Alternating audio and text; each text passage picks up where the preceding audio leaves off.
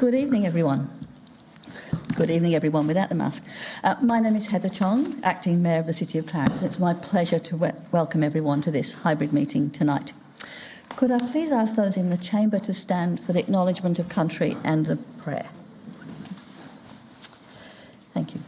I acknowledge the Tasmanian Aboriginal people as the traditional custodians of the land on which we meet.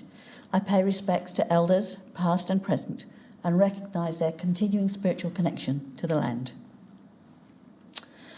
Almighty God, we humbly beseech Thee to vouchsafe Thy blessing upon this council. Direct and prosper its deliberations to the advancement of Thy glory and the true welfare of the people of the City of Clarence. Thank you.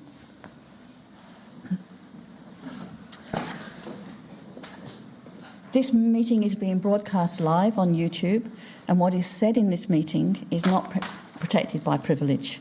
There's a link to the council, the agenda papers on the council's website.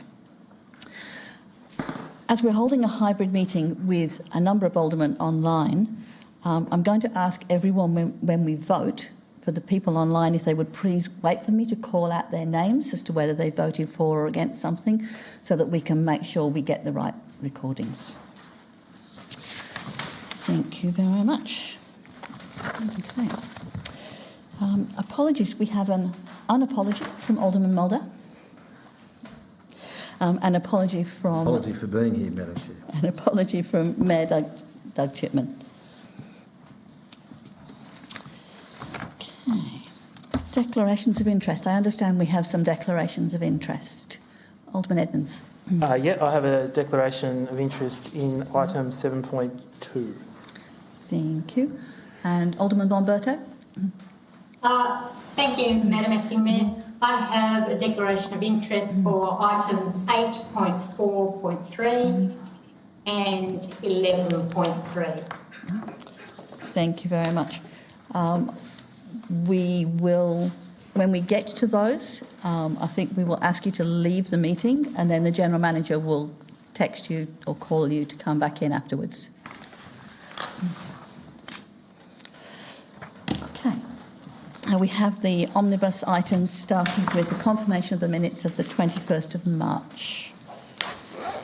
Were there any comments on those?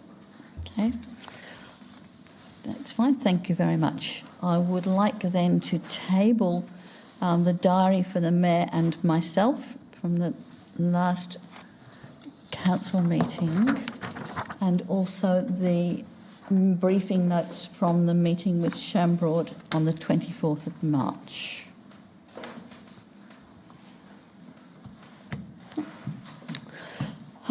Council workshops.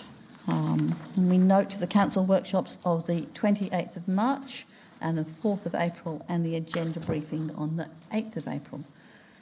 Are there any comments or questions on those? Okay. Petitions. I don't believe we have any petitions. There are no petitions, Mayor. Are there any petitions from the floor or from the Zoom attendees? No. Thank you very much. I don't believe we have any reports from outside bodies, unless anybody online has any reports. Oh, there you go. And no reports from single and joint authorities? No, Mayor. No. Thank you very much. Okay, reports from council and special committees. There is a report in the agenda from the Jazz Festival. Does anyone have any other reports from special committees that they wish to table?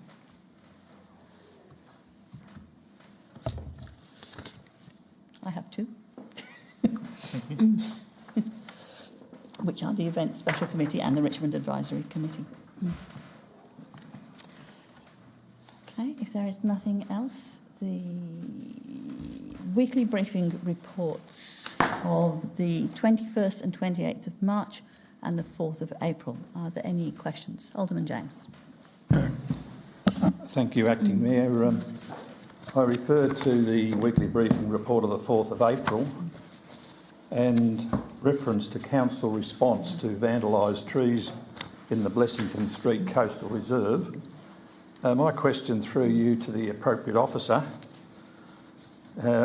On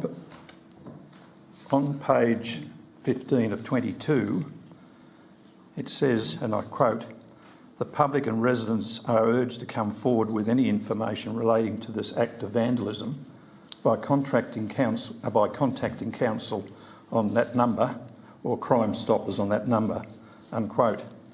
So my question through you to, I believe, maybe the acting manager of asset management, have we received any information in relation to this particular act of vandalism? And given that on the 4th of April this was circulated to the community in the surrounding area. Through you, Acting Mayor, I can answer that. Alderman James, we haven't received any communication at this point in time. Are there any other questions on any of the weekly briefings? No, I've lost the picture on the... Thank you.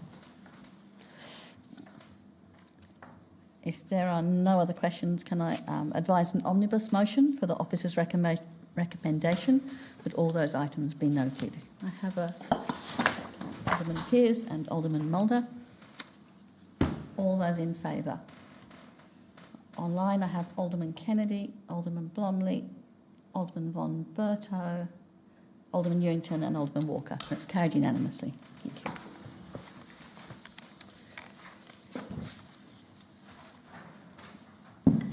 Okay. I would now like to advise that we intend to sit as a planning authority under the Land Use Planning and Approvals Act.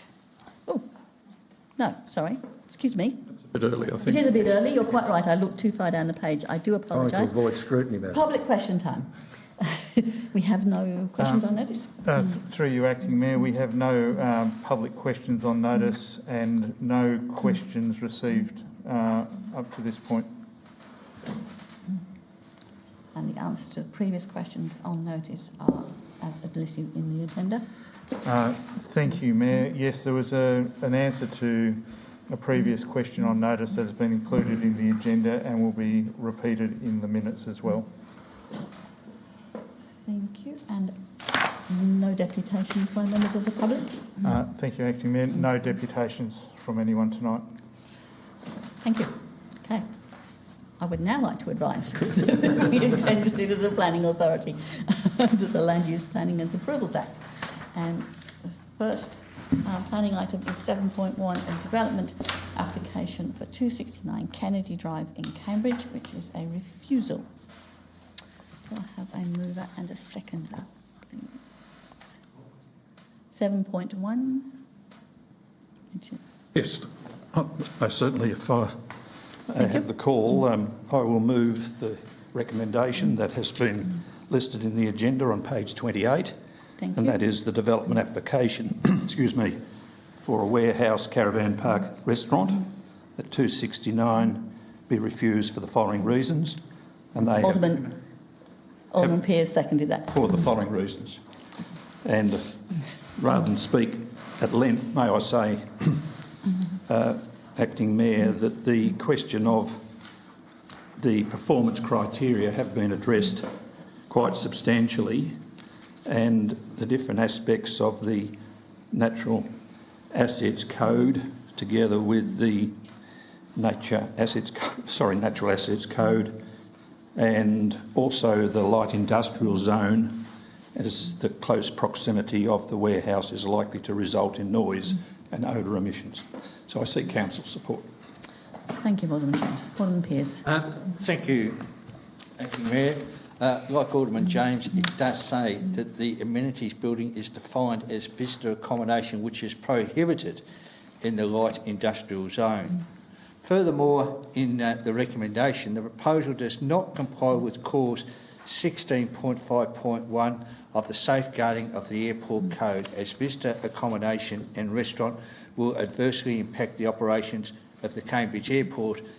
Mayor, we did ask several questions about this on Friday, and the response was our planning department has been working with the applicant over this, but the applicant decided to lodge the plan and go ahead, knowing that this may be refused. And everything that I've heard on Friday and read in the papers, at this stage I'll support the refusal. Thank you. Are there any other speakers?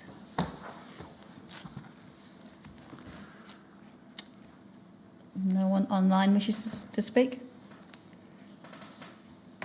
Perhaps no need for a right of reply then, Alderman James. I don't think it's necessary. Thank you, Acting Mayor. Thank you. I'll put the motion that the development application for a warehouse, caravan park and restaurant at 269 Kennedy Drive be refused as per the officer's recommendation. All those in favour? Online, I have Alderman Kennedy. That's unanimous. Yeah. Thank you very much. Thank you.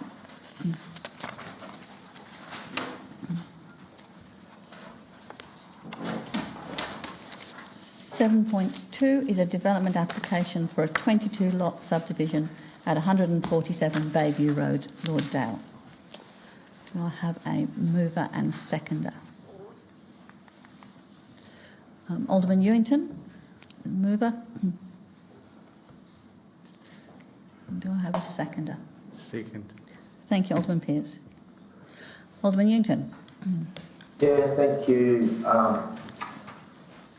Deputy Chair. Look, I think this one is something that's been in the pipeline for a while. There's been obviously a bit of work done to look at some of the conditions that need to be added to it, but we all know that people like beachside areas and living close to that sort of quality location and the lifestyle that comes with it. There is impacts when any changes are made to any environment, but to add another 22 lots to that area will certainly be well received by the people out there looking to move into the area. And I think the council staff and the developers have done the work to make sure this is a quality development that will be well received by the community.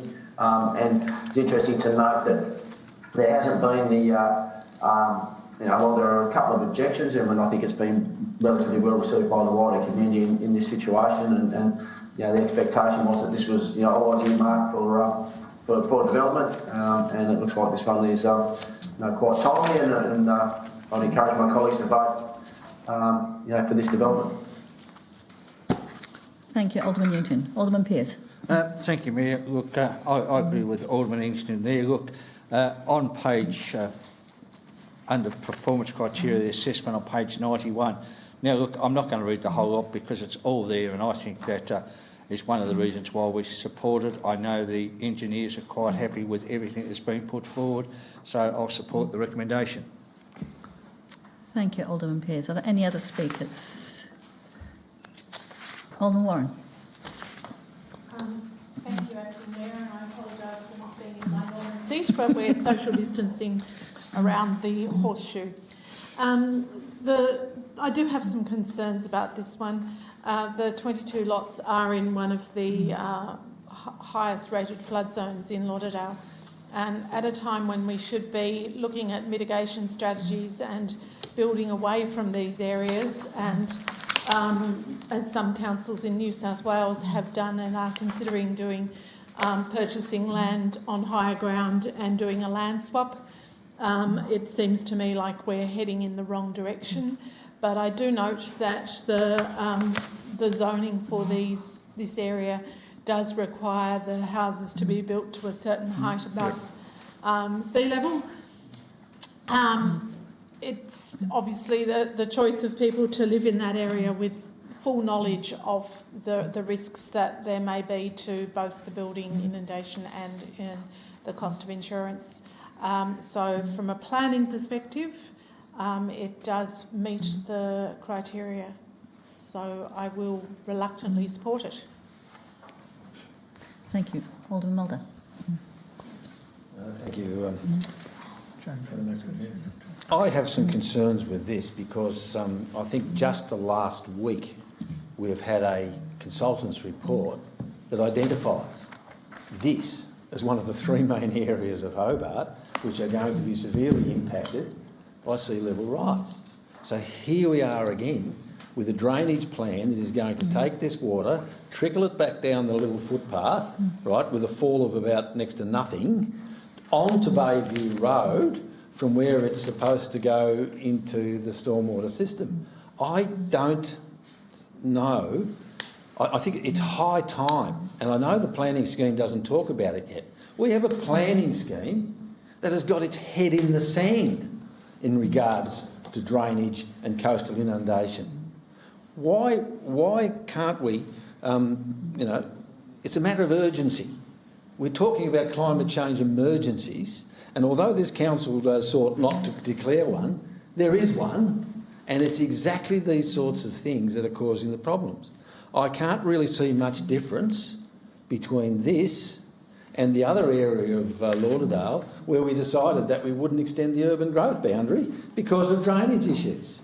Yet here across the other side of the canal is perfectly okay because it happens to be within this artificial line. I look, and it's not that it can't be solved, it can be solved. It can be solved by putting houses on stilts. It can be solved by creating, not far away from here, is a perfect opportunity to build a detention pond and where we can get this water into those particular detention ponds where they can be released as required.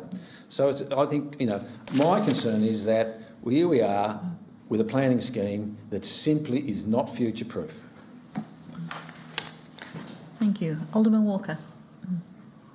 Thank you, Acting Mayor. This is quite a different proposition to the last consideration nearby this area, being 52 Richardson's Road, which is within the urban growth boundary. This is land that has been identified some time ago and is not a surprise to the neighbourhood to see being progressed. Whilst I understand that does mean, it's going to mean some more cars being put onto the road. This isn't a surprise. This is something that was expected.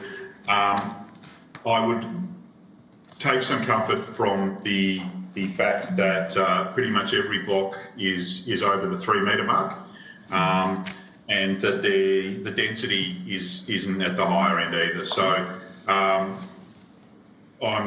going to be supporting this. I think that it is a live conversation around some of the development happening in very low-lying areas, and that we have to be aware of this.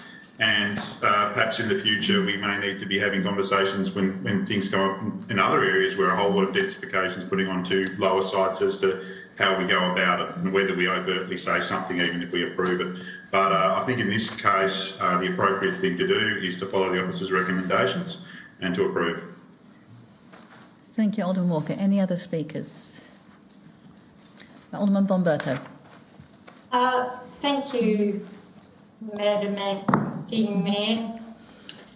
I won't be supporting this, and I won't be supporting it for a number of reasons, some of which have been dealt in relation to inundation and drainage, and I also have issues in relation to fill. The fill that's going to be put in place so that the various lots are 3.9 metres AHD means that some of the other existing buildings in the area, housing in the area, may be put at risk in terms of inundation, and that the road is going to be used as a flow path for flooding. I also have concerns in relation to traffic, and although the Department of State Growth didn't put in any comments because they weren't required to, I would suggest that there are concerns in relation to South Arm Road and these particular lots, particularly if we take into account that 52 Richardson's Road may come online as well. So I will not be supporting this particular application. Thank you.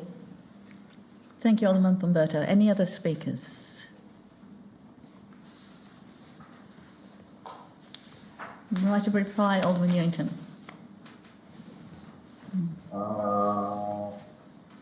Thank you. I've just checked whether I was on mute or not. I'm not. I think I've summed it up pretty clearly at the beginning. Look, there's some issues there, but I think, I agree with Alderman Moore. There's some Engineers have got ways of dealing with some of the coastal hazards and inundation issues that are there in terms of the drainage and those sorts of things, and we're building the land, the properties up higher.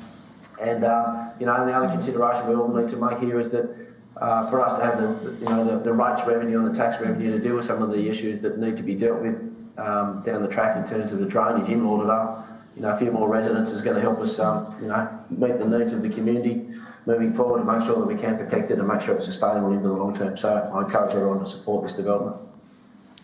Thank you. So put the motion that the development application for a 22-lot subdivision at 147 Bayview Road, Lauderdale, be approved subject to conditions and advice.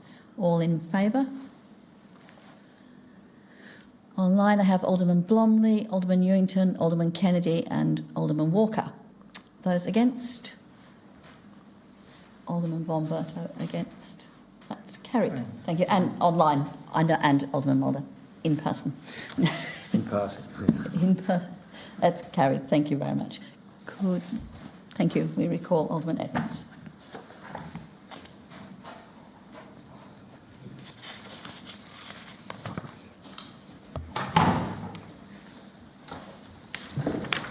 Thank you. 7.3 is an amendment to an application for a specific area plan for 18 Downhams Road, Risdon Vale. Moved by Alderman James. Thank you, Acting Mayor. This is. Do I have a second? Thank you, Alderman Newington. This development has been through a number of actual working groups with the community, in this council as well, and it really has set in train what is going to happen as far as a development off 18 Downhams Road.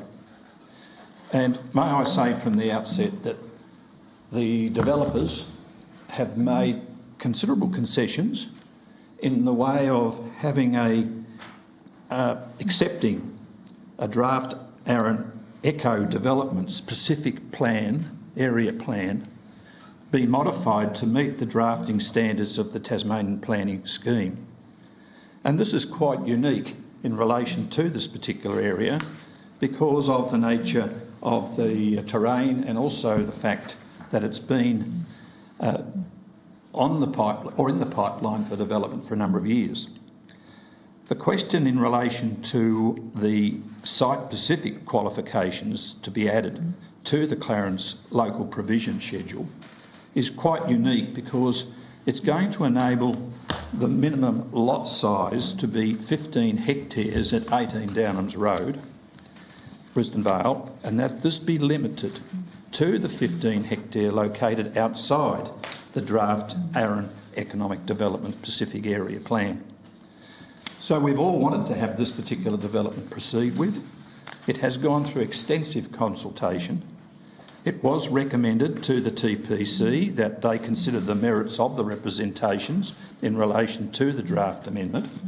And from my understanding at the time, there was considerable community support for this because of the way in which the developers went about with their public meetings at the Risdon Vale Primary School, and there was a number of those, as well as a number of us who were in the council at the time, had the benefit of talking to the proponent acting on behalf of the developer in relation to this.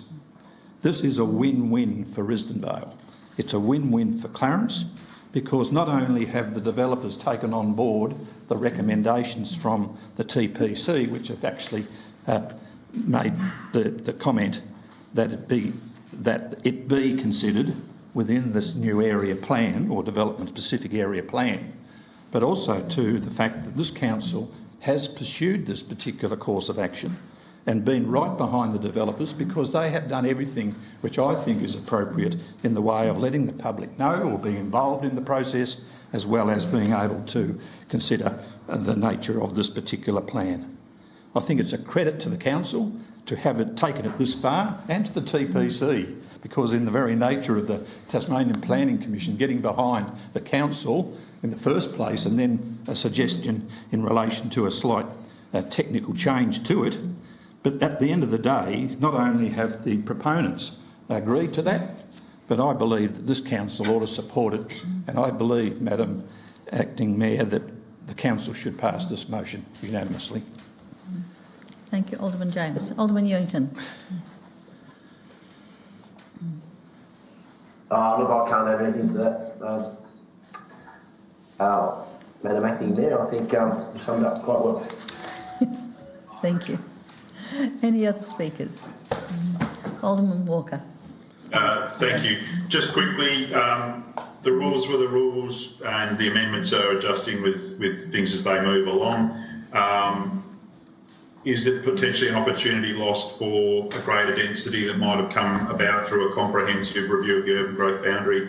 Possibly. It is a very well serviced area, very close to shops, but they're totally within their rights to go about doing what they're doing, and there are current restrictions on it. So I see absolutely no reason not to support them, and I support the way that they've gone about getting to that point as well.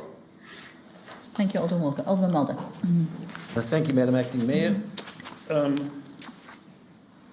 I think I'm wholly supportive of it. I think it's a great idea and it's a wonderful thing.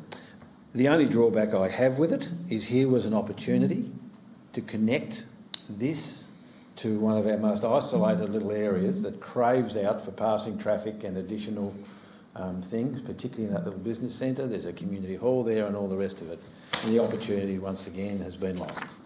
No road connections and with this community. So I know that the road code doesn't require it, but we've been through this city with a number of other developments around the old socio-economic deprived areas, the old housing, broadacre housing estates, and at every opportunity, and the only place I've seen it done was a revisal for the plan that related to Goodwin's Road area connecting to Clarence and Vale. Every other development seems to deliberately reroute the roads and the traffics to avoid providing any economic benefit to these socially and economically deprived areas.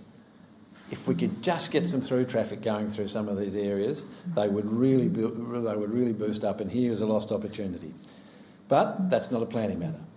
Our strategies don't talk about social integration. They only talk about cars thundering down roads. So I will support this because I think it is a good development, but once again, a lost opportunity to do something at the social end of the scheme. Thank you, Alderman Mulder. Any other speakers? Right of reply then, Alderman James. Seeks council support. I'll put the motion that council resolves to advise the Tasmanian Planning Commission that it considers the merits of the representations warrant the modifications as listed. All in favour? That's unanimous, I believe. Thank you. I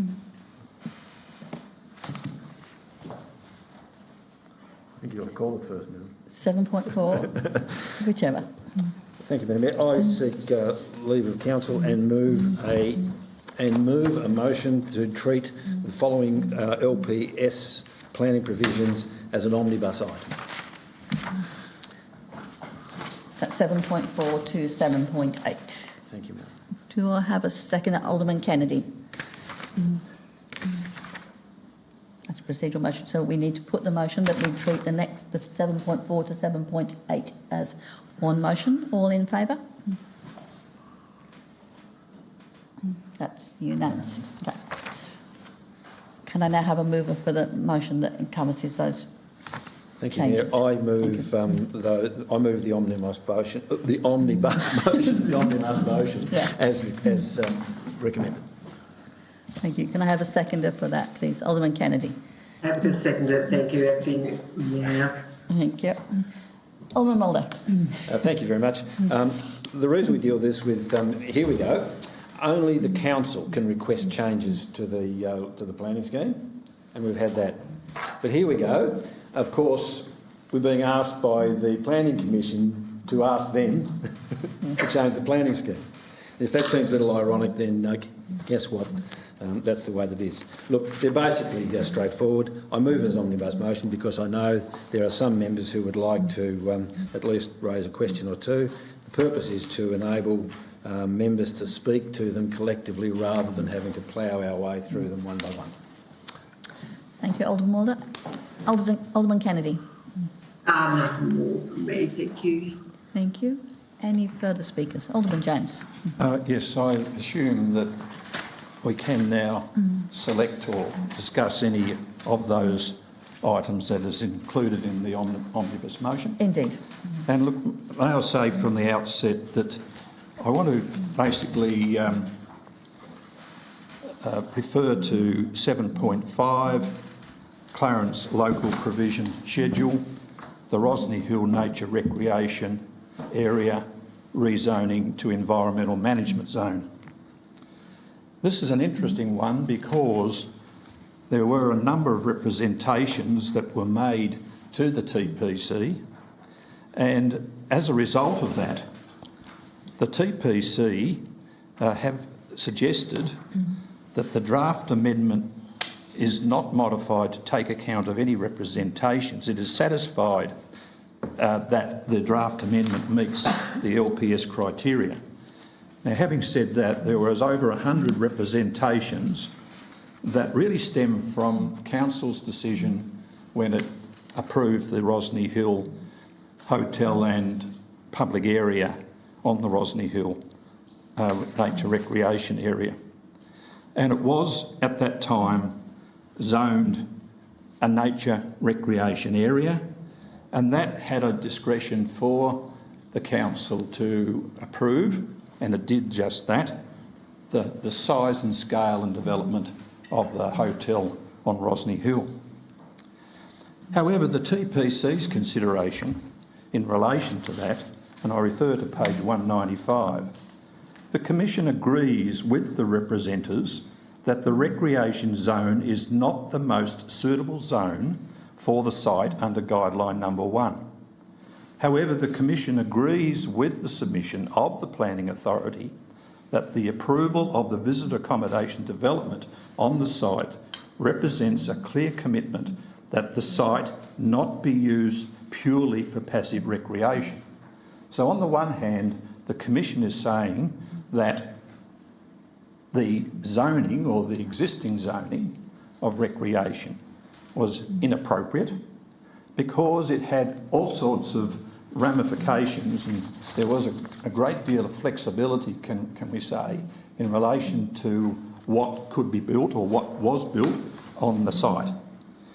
And if we now refer to page 197, and I'll quote, "The rezoning will only apply to future development proposals. The land is subject to the Nature Assets Code Priority Vegetation Area under the LPS. This would not alter as a result of rezoning. Rezoning would not prevent this type of unsocial behaviour from occurring." In other words, what they are saying is, and I think I'd probably need to read between the lines here, is that if council, given that this zoning is now has been modified to a different zoning in relation to what it was before, that the scale and development of the proposal that was approved by council, that size and scale and development would not, as I understand it, be approved by council unless there were very, very strong conditions and safeguards. So look, what I want to do now, Madam Acting Mayor, is pose a question through you to Mr Lovell, and I took the opportunity to talk to him about this and to give him a little bit of heads up that I would be asking this question. And so my question through you to Mr Lovell is, Mr Lovell, given there's been a rezoning and a change in the zoning to environmental management as distinct from recreation, would that, with a development that may come forward for a hotel or any other development, would that be able to be considered under the environmental management in the same way as it was considered under the recreation? And I would like to know as to whether there would be certain conditions that would have to be applied in relation to that if a proposal was to come forward to council with a similar development proposal for a hotel and recreation and public recreation area on Rosney Hill. Thanks. Mr Lovell. Through you, Acting Mayor, can I just confirm you can hear me all right? Yes, thank you. Okay. Yes, under the environmental management zone, the use that on development that's been approved could also be applied for. There are a different range of standards that would need to be considered against, or hypothetically any future development proposal, than applied under the previous scheme. The uses are all subject, would be discretionary, but the development will need to satisfy a range of design standards, for example, that relate to height setbacks, siting, colours or exterior finish. But I think the key one that's new, I guess, in the zone is the vegetation management provisions. So under the zone, you also would need to address those. But to some extent, that may be a bit of a belt and braces, if you like, because of the other controls which continue to apply through the overlays. Thank you. Thank you. Any other speakers? No? Alderman Mulder, right to reply? And my only comment is I thank Alderman James for his approach to this particular issue. It's a thorny one, and there are questions that have to be asked and have to be on the public record. Thank you. So I put the omnibus motion that the amendments to the local provision schedule, or not amendments, be advised to the Tasmanian Planning Commission. All in favour? That is unanimous. Thank you very much.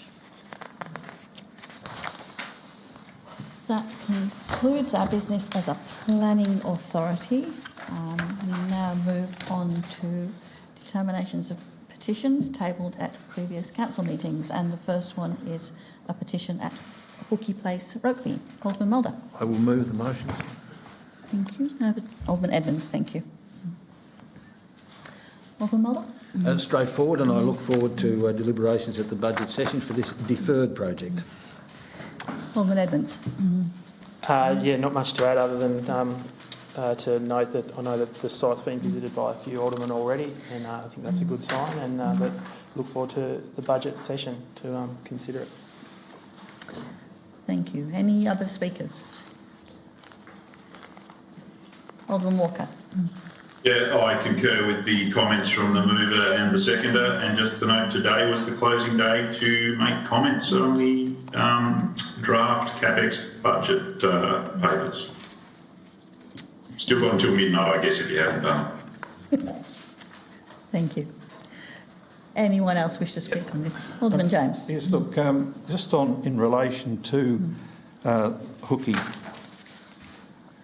Place or Hookie Parade, it's an interesting turning circle there. My question through you to the acting manager of asset management, and it refers to that closure of submissions in relation to the capital works budget, and there has been a reference to this in the capital works budget, and I just would like to be assured that even though some of these projects are in the dark brown, which has been suggested for the 23-24 financial year, is there still an opportunity to be able to consider some of those projects as to be for consideration in the year 22-23. And my question, I suppose, is in a long-winded way, is that has Hookie been included in the draft capital works project? General Manager.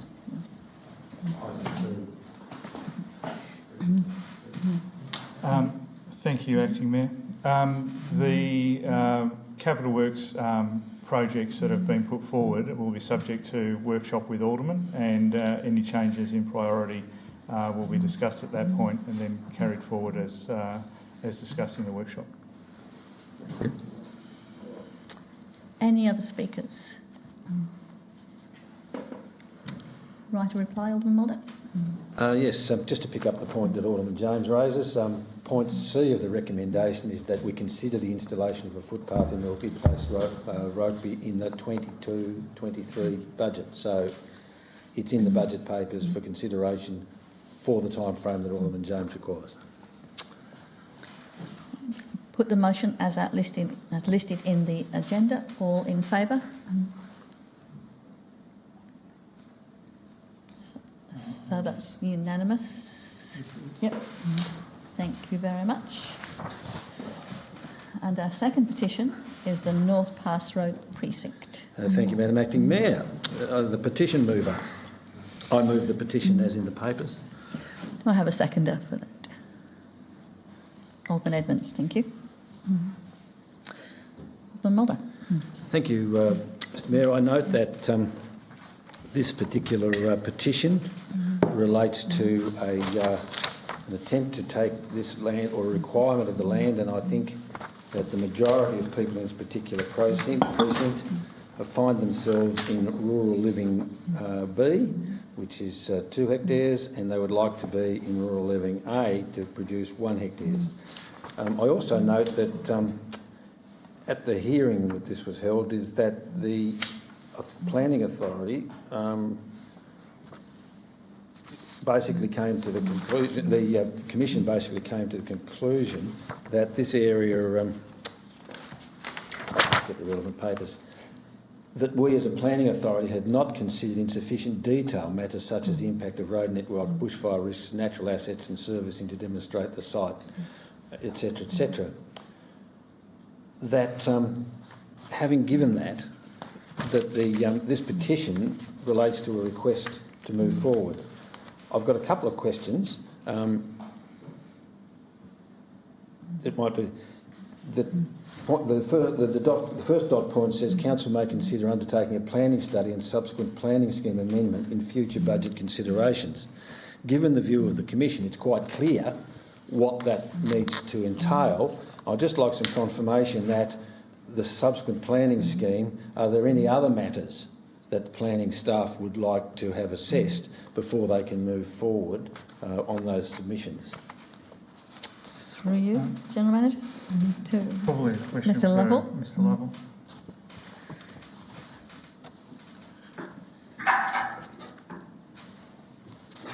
Through you, Acting Mayor. To be fair, we haven't reviewed the need for any further work than the TPC has referred to, because a substantial amount of work was done by a planning consultant that we engaged to represent the council for the LPS, and he'd already done a lot of work on demand and supply issues.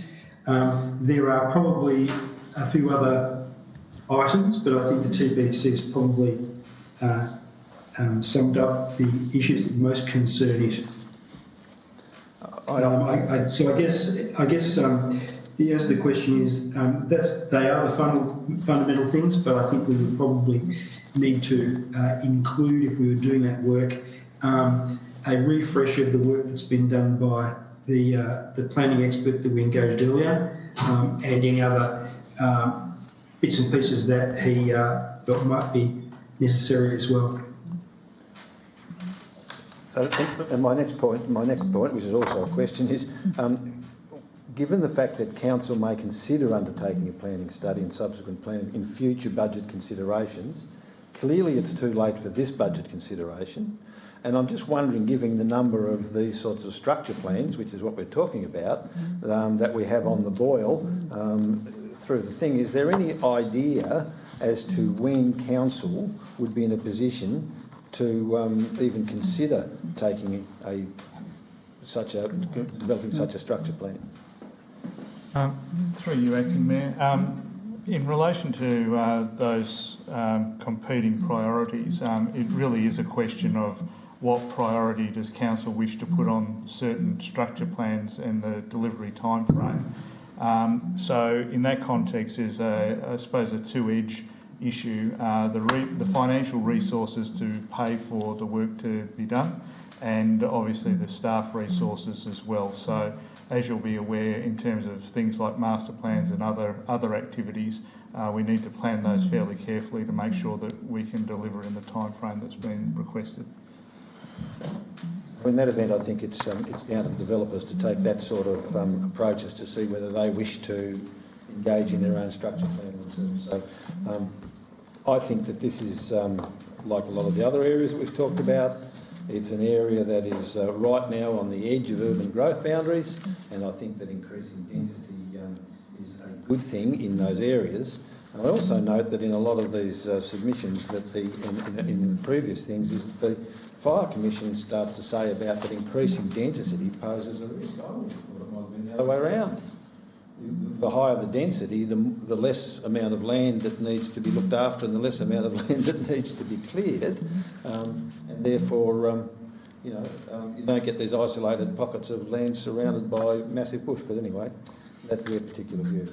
So thank you for that, and I commend the petition for noting by the council. Alderman Edmonds. Any other speakers? Alderman James. I think, Acting Mayor, that the response from council just doesn't go far enough in relation to what the representatives actually sought. And I'd be surprised if this motion is carried, that they would say, well, it was put in the too hard basket by council and therefore there wasn't any hope in the short or the long term that council would in fact give consideration to this. The word may, I just don't feel comfortable with the word may. Council may consider. Now, we may consider, then we may not. And unless there is some sort of response to the petitioners that council is going to, say in the budget 24-25 or some means ahead, that there would be some consideration by council to undertake a planning study and planning scheme amendment. Now, as far as a planning scheme amendment is concerned, then we were fairly reluctant recently to actually undertake, when I included that in one of my motion for a planning scheme amendment. But at the same time, we were considering a structure plan for Lindisfarne Ridge because we felt, and there was a lot of support from the community in relation to that. So I think in this particular motion, we have let the people down because we have made it very loose in our comment, may consider. And I would have thought that by saying that the petitioners have, council has considered their submission and would in a subsequent budget consider planning study and a subsequent planning scheme amendment in future budget considerations. By doing that, they were saying council has been very thoughtful and taking on board their concerns and have given them a glimmer of hope that in the year 24-25, I'm just plucking that out of the air, that the council would, in those particular circumstances, because they could change, and therefore there would be some merit in this particular motion. As it stands at the moment, it is really not saying anything, and by consider, it'll get lost in this sort of bureaucratic sort of timetable, and therefore their concerns obviously would not be met either in the short term or the long term. So I would seek counsel, and this is just off the top of my head, that we have put forward a response that I think it doesn't tell them anything, and it doesn't give them any thought that perhaps in the longer term that council would consider it. But in this particular case, it's saying no, won't happen, and therefore it wouldn't be brought forward for consideration. Thank you, Alderman James. Would be a brave person that would guarantee what a future council would do, I feel. Alderman Kennedy. Yes, all I was going to say, thank you, Acting Mayor, is that I think it's up to future councils to make sure the recommendation is carried through in the way that it has been written, and I think it covers off bases there, so I'm quite happy with that, but it's up for us to make sure that it is carried through in the right way. Thank you. Thank you, Alderman Kennedy. Any other speakers? Right to reply, Alderman Mulder? Thank you. Just pick up on Alderman James's point. I think we're actually giving these consultants and these developers, these owners, they're not consultants, they're developers, they're owners, an opportunity to actually fast track it. Because if I recall, and you may have been the biggest critique of this, was that we said we would do a structured plan for Lindisfarne Ridge. We said we would, and the May wasn't there. We said we would do it. And then the next thing you know, we get the pressure on when. Why can't you fast track it? Why can't you do this? Why can't you do that? Well, we will say we may consider. We haven't discussed this as a council yet. We haven't talked about it, as we did with the LPSs and the and when we did the LPS things, the local planning provisions. We actually discussed it. The idea that council would have to do that structure plan, even though one existed, albeit a bit old, was actually on the table, and as a result of that we said, no, that's not good enough, we are going to do it. And then you get the pressure of saying, well, do it quickly.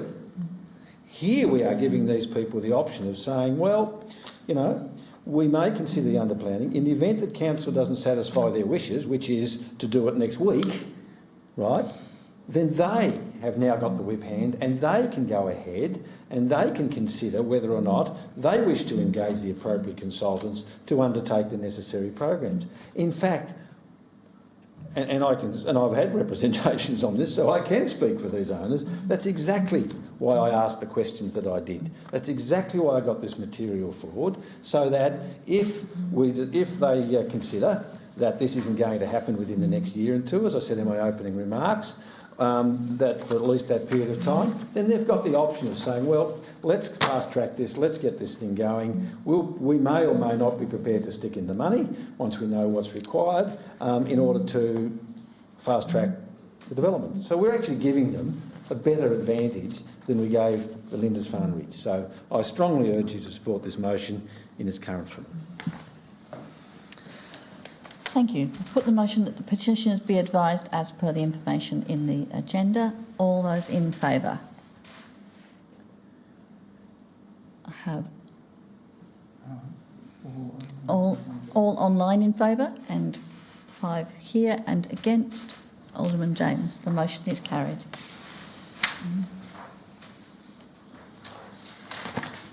There is nothing in asset management and nothing in financial management, but just before we go on to governance, could I, on council's behalf, perhaps put a notice in the minutes of our gratitude to our Chief Financial Officer, who retired as of last Friday, Miriam Coleman, and the work that she's done for us over the 13 years that she's been at council and roughly 5 that she's been our CFO.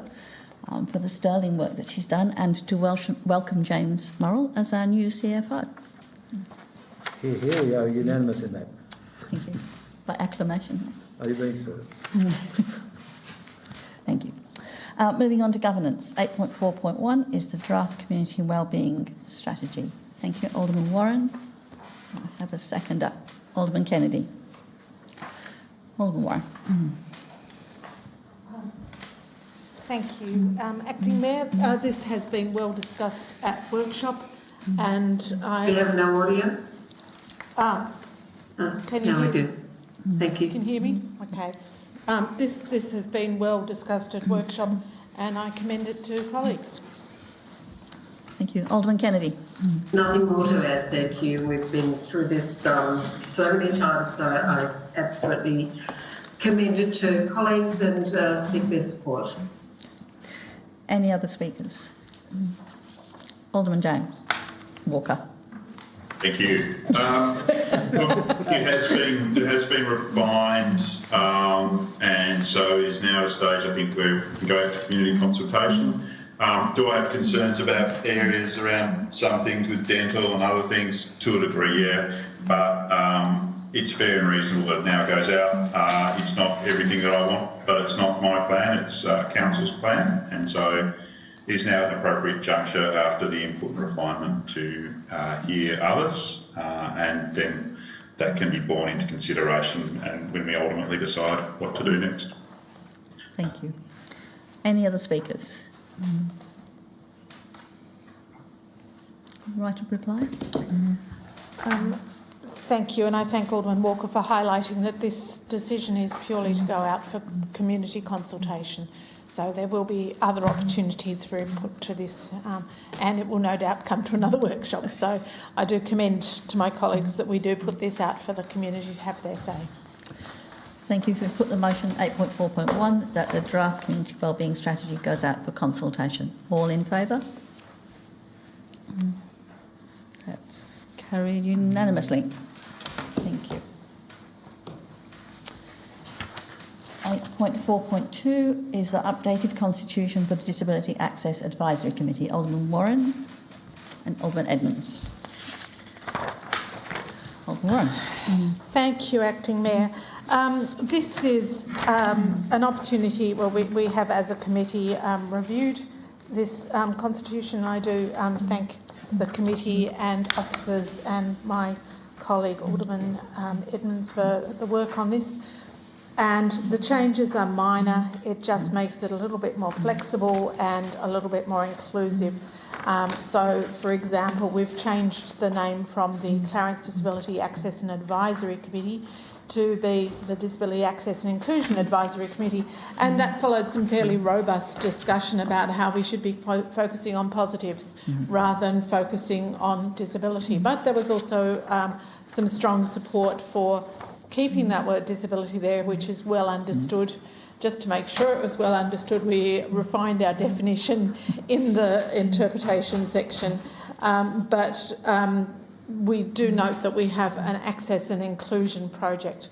So by changing the name of the committee, it aligns well with that. The other additions are really minor things to broaden our representation, make the timing of meetings more flexible so that we can reach a wider range of input from the community, adding a conflict of interest section, allowing meetings to be attended online, which is now a given, but wasn't possible under the previous constitution. And talking about us working with council was another significant thing, not just providing advice.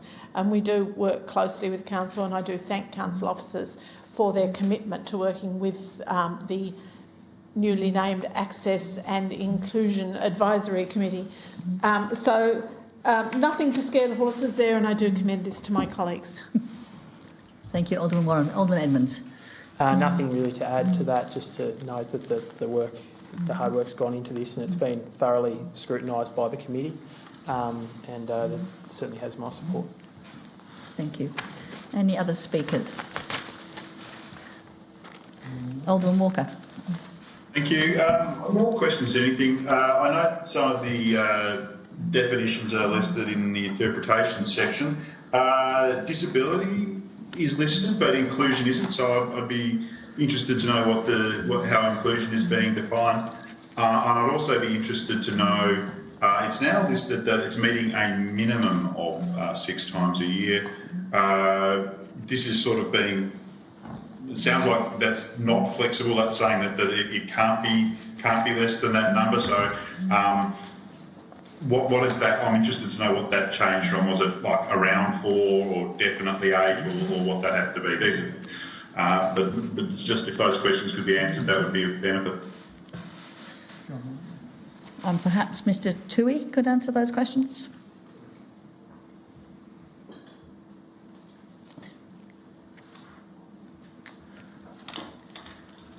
Yes, and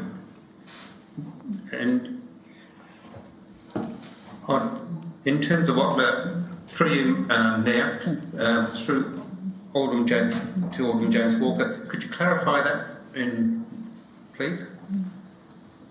I'm asking, the committee is now called the Clarence Disability Access and Inclusion Advisory Committee.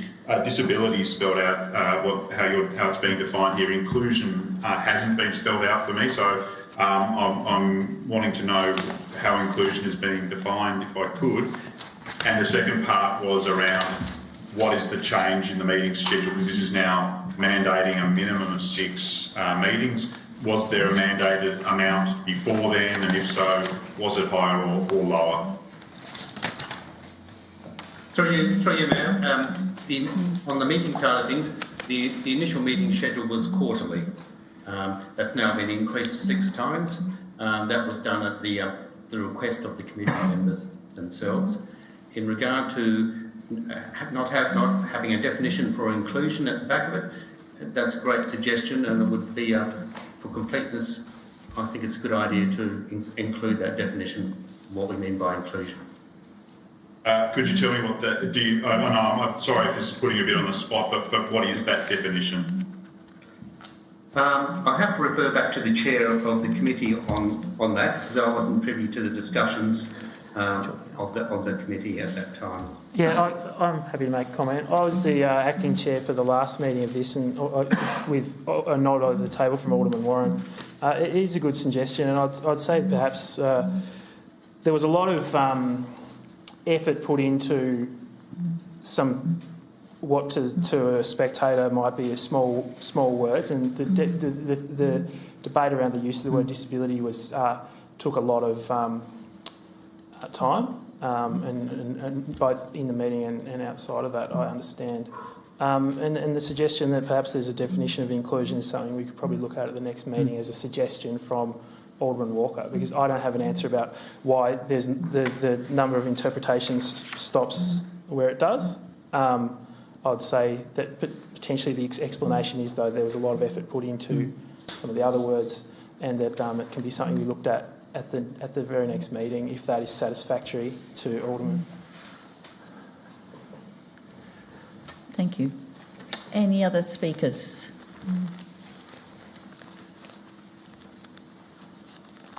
Okay.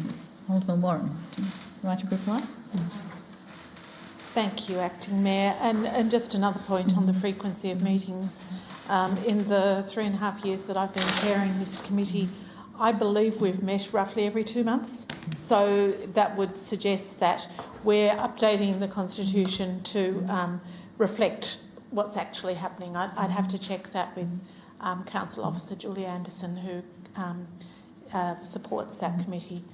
But I think certainly there was a feeling that with the amount of work that we have to get through in reviewing all the sort of planning applications that come through us, or DAs, that once a quarter was not enough. But certainly my recollection is that we have been meeting more often than that. I don't have the access and inclusion plan to hand, but I suspect there's a definition of inclusion in there, and that has previously been agreed to by Council. So if you were happy with the use of that word there, I assume that we're using it in a similar way here, but as Alderman Edmonds suggests, we can include that in discussion for the next meeting. So I do commend these minor changes to my colleagues. Thank you very much. Put the motion that the Council adopts the new constitution for the Clarence Disability Access and Inclusion Advisory Committee. All in favour? That's unanimous. Thank you very much. The next is 8.4.3, renewal of lease for the South Arm Peninsula Residents Association Community Centre. And I believe Alderman von Berto is gone. Declaring an interest. Alderman Blomley. And do I have a seconder for that, please? Alderman Pearce. Alderman Blomley. Thanks, Acting Mayor. And we're all familiar with SAPRA and the wonderful work that they do in in the South Peninsula and the rich history that that part of our wonderful city has. The motion for us this evening, of course, the recommendation rather, is that we look to extend the lease for the public land at 9 Calvin Place, South Arm, for the existing community centre there and the adjacent community garden that's run by SAPRA. I would just like to say, Madam Acting Mayor, that it's been absolutely fantastic what SAPRA have been able to achieve since 2005. And for many of us, we're down there quite often. I know the engagement with the chair particularly, but other members of the SAPRA community is very regular. And as a result, we have a good understanding of what's happening in a very important part of our city.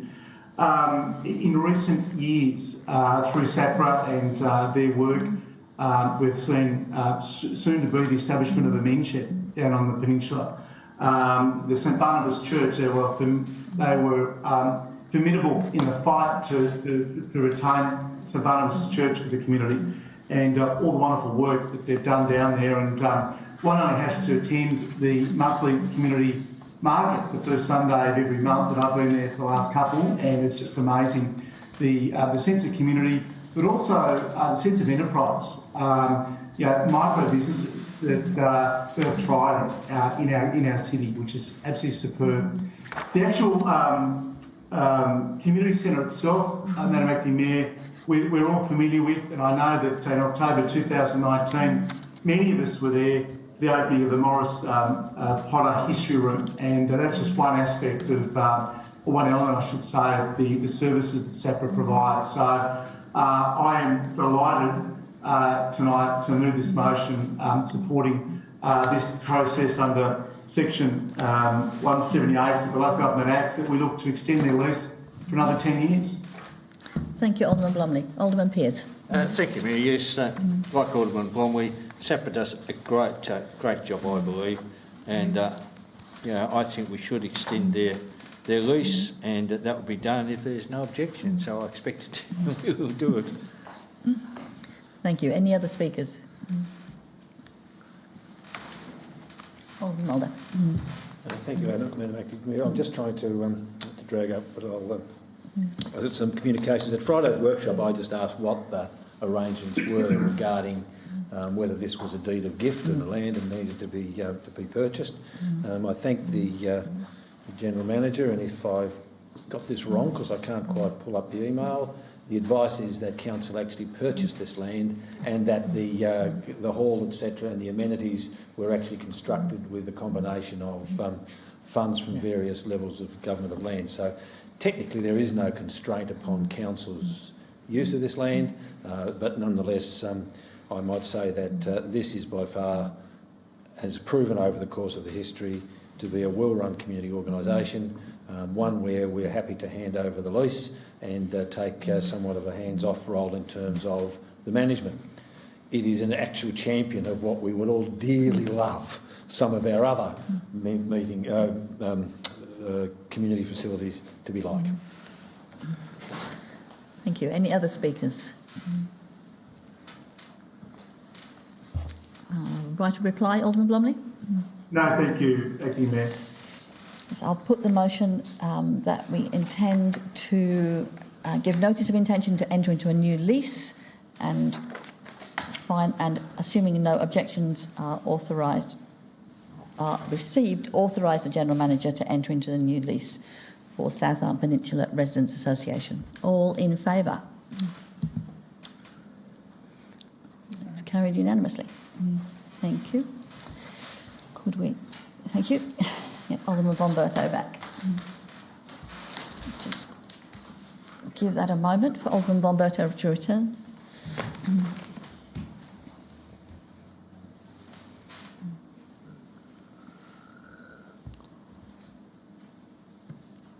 Okay. While we wait, we'll start with notice on motion 9.1. Alderman James, parking in the vicinity of Bellary Village. Thank you, Acting Mayor. The motion I have provided on notice, and I think a number of members of the public have already canvassed this because we've had a number of responses. So Do we have a before second? I start, I'll seek a seconder if that's Yeah, that's good, yes. Where I was about to go. Do we have a seconder? Yeah, Oh, yes, it was. Alderman Kennedy, thank you. Thank you. Just a little bit of background information in relation to the motion, which is to request Council's Traffic Working Group to review parking arrangements in the vicinity of Bellary Village and the Trans-Derwent Ferry Wharf facility, and consider a parking time limit of 3 hours between 8 a.m. to 5 p.m. Monday to Friday, and be implemented to replace all-day parking on Victoria Esplanade excuse me, and surrounding streets in the village, and the findings of the parking review be presented to a council workshop as soon as practical after the review is completed. Acting Mayor, there has been, as many of my colleagues would be aware, that Council has established a traffic working group to review parking arrangements, and that has, as I understand it, been meeting, and there is a large plan for the area as to be considered as part of the Council's traffic working group. The reason for putting this motion forward is, and I think many of us have been approached or had representations in relation to all-day parking that has occurred, particularly on the Victoria Esplanade and also on some of the streets adjacent to or in close proximity to the ferry wharf. And that has, in some degree, has compounded the problem for people, residents who actually live on the Esplanade or in the vicinity of King and other streets, Petchy, etc. The question here is, and the reason why it was suggested that we put a parking time limit in place, and it's not to be taken as being accepted by the very nature of this motion, but nevertheless it is trying to establish a discussion, or to use a word which political people use from time to time, create a conversation in relation to how we can sort of provide some sort of accommodation of parking for the ferry, but at the same time probably limit and perhaps safeguard some of the people that actually live in that vicinity, and to enable them to be able to have access to their properties, or have, as I mentioned in the explanatory notes, time for any of the tradies or any other business, small business operators to be able to access their property, or visitors to be able to visit them from time to time.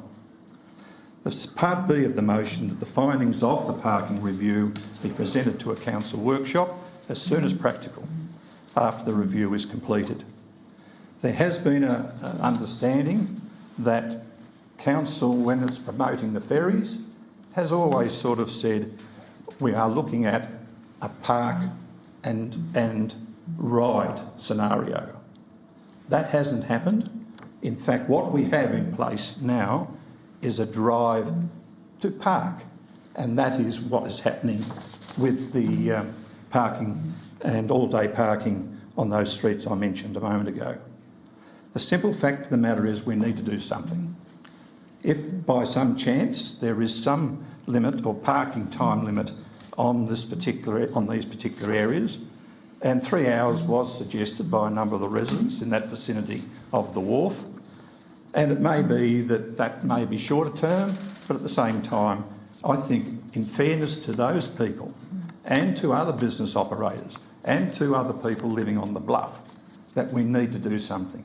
And I'm hoping that part B, that as soon as practical can be, as soon as possible, so that we can give some clear direction in relation to those persons, those residents, those local residents who actually live in that vicinity and who are entitled, like everybody else in the community, to have other business operators, tradesmen, so on and so forth, being able to access their property and being able to do whatever needs to be done to maintain their residence there.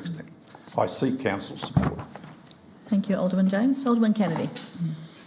Thank you, Acting Mayor. All I'd say is that you all know me well enough to know that I'm not going to bang on about the obvious. Let's start the conversation. The key words in this motion is let's just support the review and get on with it. Thank you, Alderman Kennedy. Are there any other speakers? Alderman Ewington and then Alderman Blomley. Thank you, Madam Chair. Well, the only question I have, I mean, I agree that we need to look at this issue and work out what way we're going to go. And I mean, there is debate about exactly what the ferry service is going to be, whether it's going to be commuting and scooters and bikes and people walking or whatever has obviously been the main thing mentioned. But the reality is people are parking down there and we do need to look at what's going to work in the long term. My only concern, and I'd ask the mover of the motion whether he consider this one, is to remove the 3-hour recommendation, even though I know it's not locked in stone. I think certainly doing having the staff come back with a report that gives us a few options and gives us some idea on what the problems are and the potential solutions are is as far as we need to go at the moment. I'm not wholly comfortable with actually locking in or stating any specific time limitation right at the moment. I think we need a bit more information before we go down that path. So, if I may, would the mover of the motion consider removing that from his motion and just sticking with the rest of it as is? I think that we need to leave that in there because it's only for council to consider as a number of the options, and it may not be found or regarded as being a suitable timeline. As I mentioned in my introduction, we ought to leave it in there and let the review consider it along with all the other matters. Thanks. Well, there was a bit of a contradiction there in response from Alderman James, but it's his call to decide whether he wanted to leave it in there, but he was correct when he said, yeah, we don't know what the right time limit, if any, is needed, so I don't see the need for that. So I'll hear what my other colleagues have to say about that one. Thank you. Alderman Blomley. Thank you, Madam Acting Mayor, and as colleagues know, there's no stronger supporter of the ferries on the Doon River than me, and it's great to see that Clarence and the Council has been spearheading this campaign through the Doon Ferry Service in recent years. I congratulate the mover of this motion. I think it's a very sound motion because since day one, there's been an issue, as we're all aware, with what the mover has set out in his explanatory notes and in his opening comments today.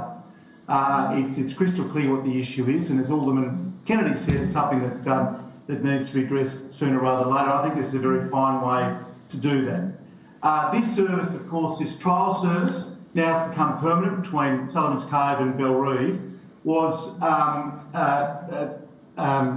advertised as an active transport solution for those that would walk, cycle, be dropped off, or take metro bus service if there's a bus that's running.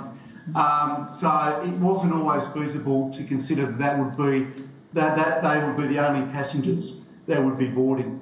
It's great to see, Madam Mayor, while I've got the floor, to say that the push by the Metro councils 2 weeks ago for the $20 million injection in Greater Hobart ferries got the publicity. It did. It's been supported now by the federal opposition. I think that's absolutely fantastic.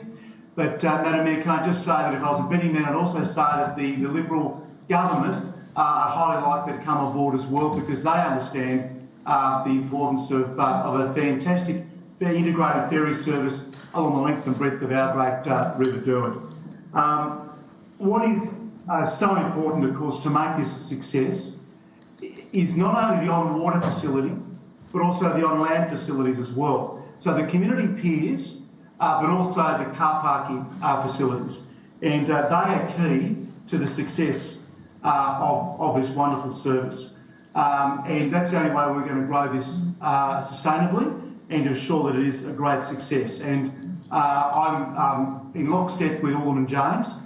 Residents, business owners in Belrive should not be disadvantaged because of the current setup. And people may have read my opinion piece in the Mercury last week talking about a potential car parking solution for Lindisfarne. We had recent correspondence from residents of Gilston Bay, Mr and Mrs Goff, who are pointing out the potential of putting car parking in Gilston Bay as well. So there are many ways that we can address this problem, but I think this is a first good solid step. And as I say, I commend the mover of the motion and be very happy to support his motion this evening. Thank you, Alderman Blomley. Alderman Warren. Thank you, Acting Mayor. And I do commend Alderman James for starting the conversation, which we've been having informally for a number of months now. And just to remind people of the chronology here, it was the state government who brought this initiative to us. We weren't actually given any choice in it. We were told there is going to be a ferry. And while we were very glad to hear that, because a number of us have been looking forward to the reintroduction of ferries, a number of us also raised the issue of parking at that point and were told in no uncertain terms that it would be for pedestrians and bike riders, and therefore there wouldn't be a parking problem. Now, Blind Freddie could see that that wasn't going to be the case, and obviously the popularity of the service has in fact resulted in a significant parking problem.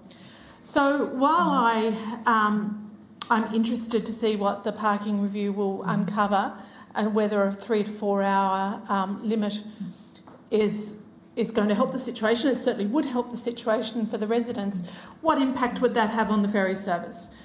Because we're not sure. It'd be interesting to know whether the majority of passengers are arriving on foot or on bike, or whether they are driving, and if by removing parking options that would also remove the incentive to catch the ferry.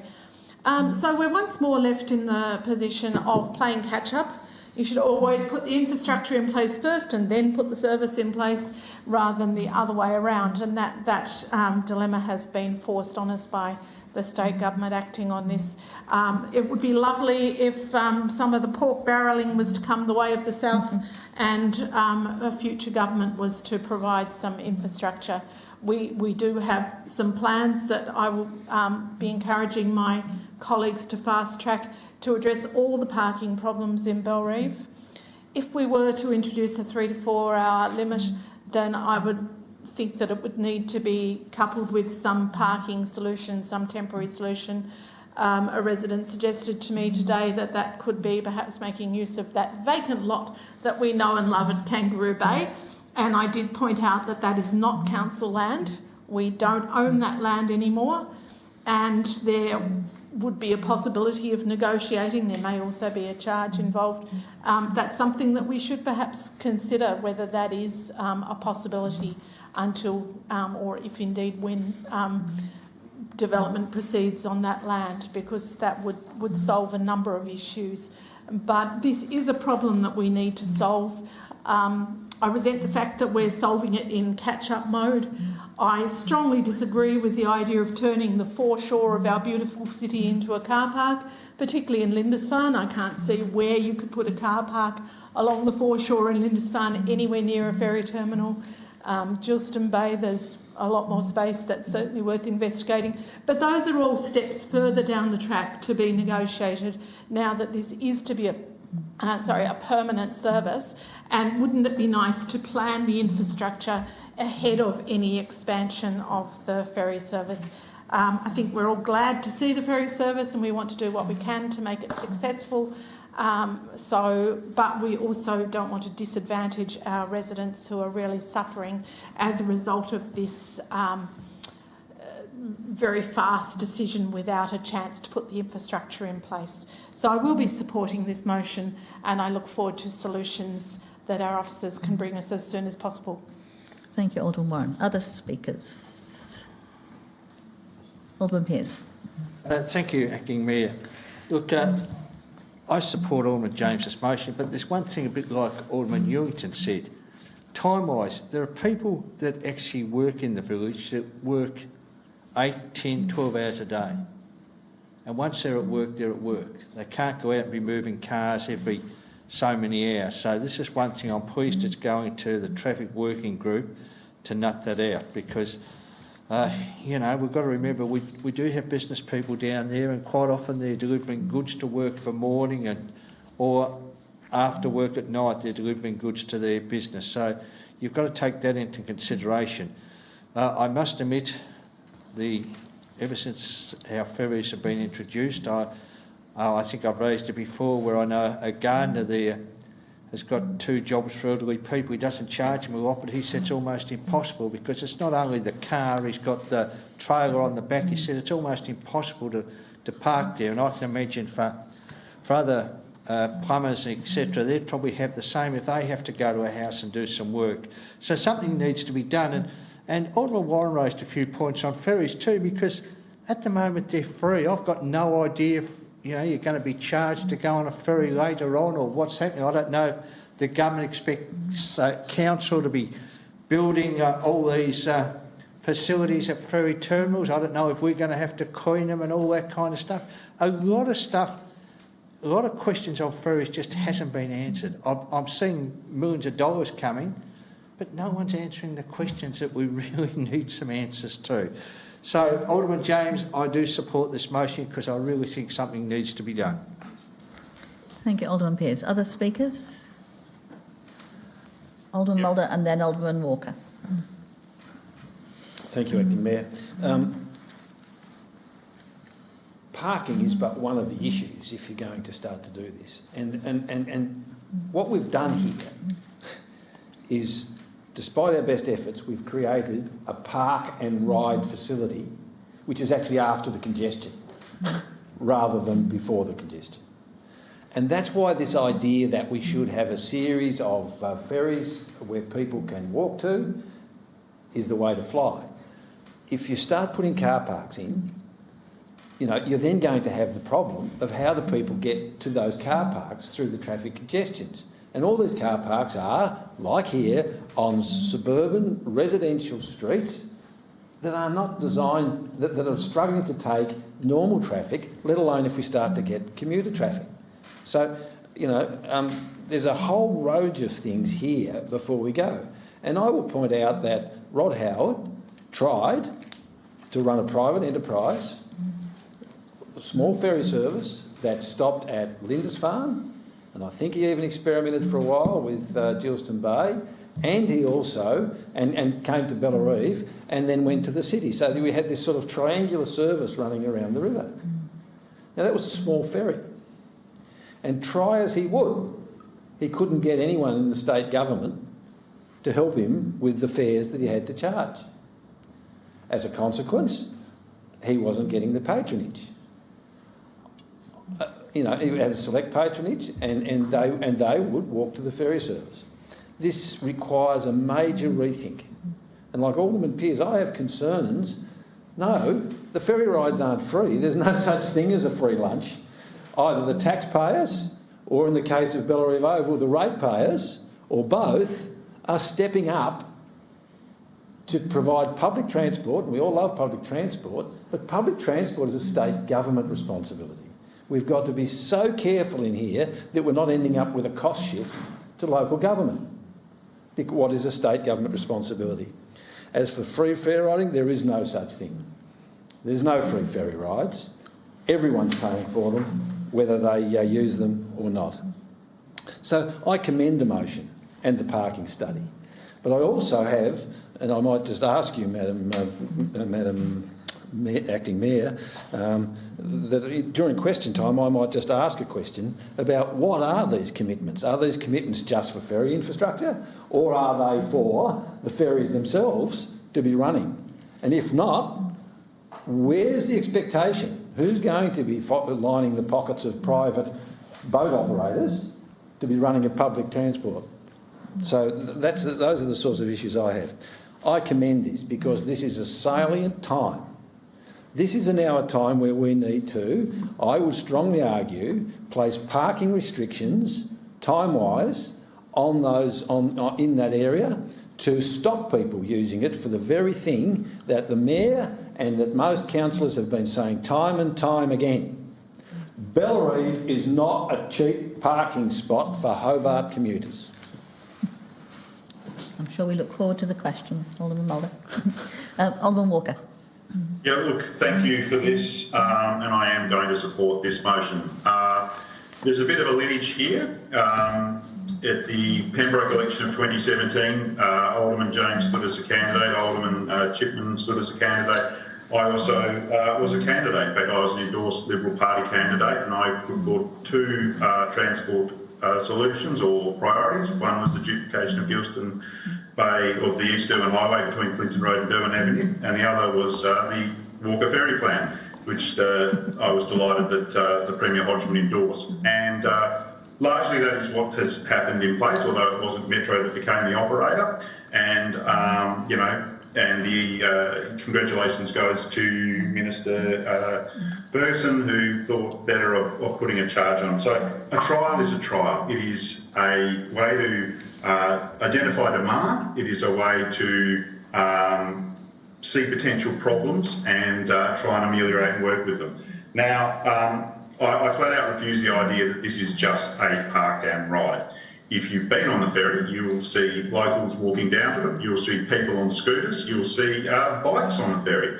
However, at this stage, it's only one ferry, so people that want to use it are coming from afar, and yes, that does include people that are using motor vehicles to get there.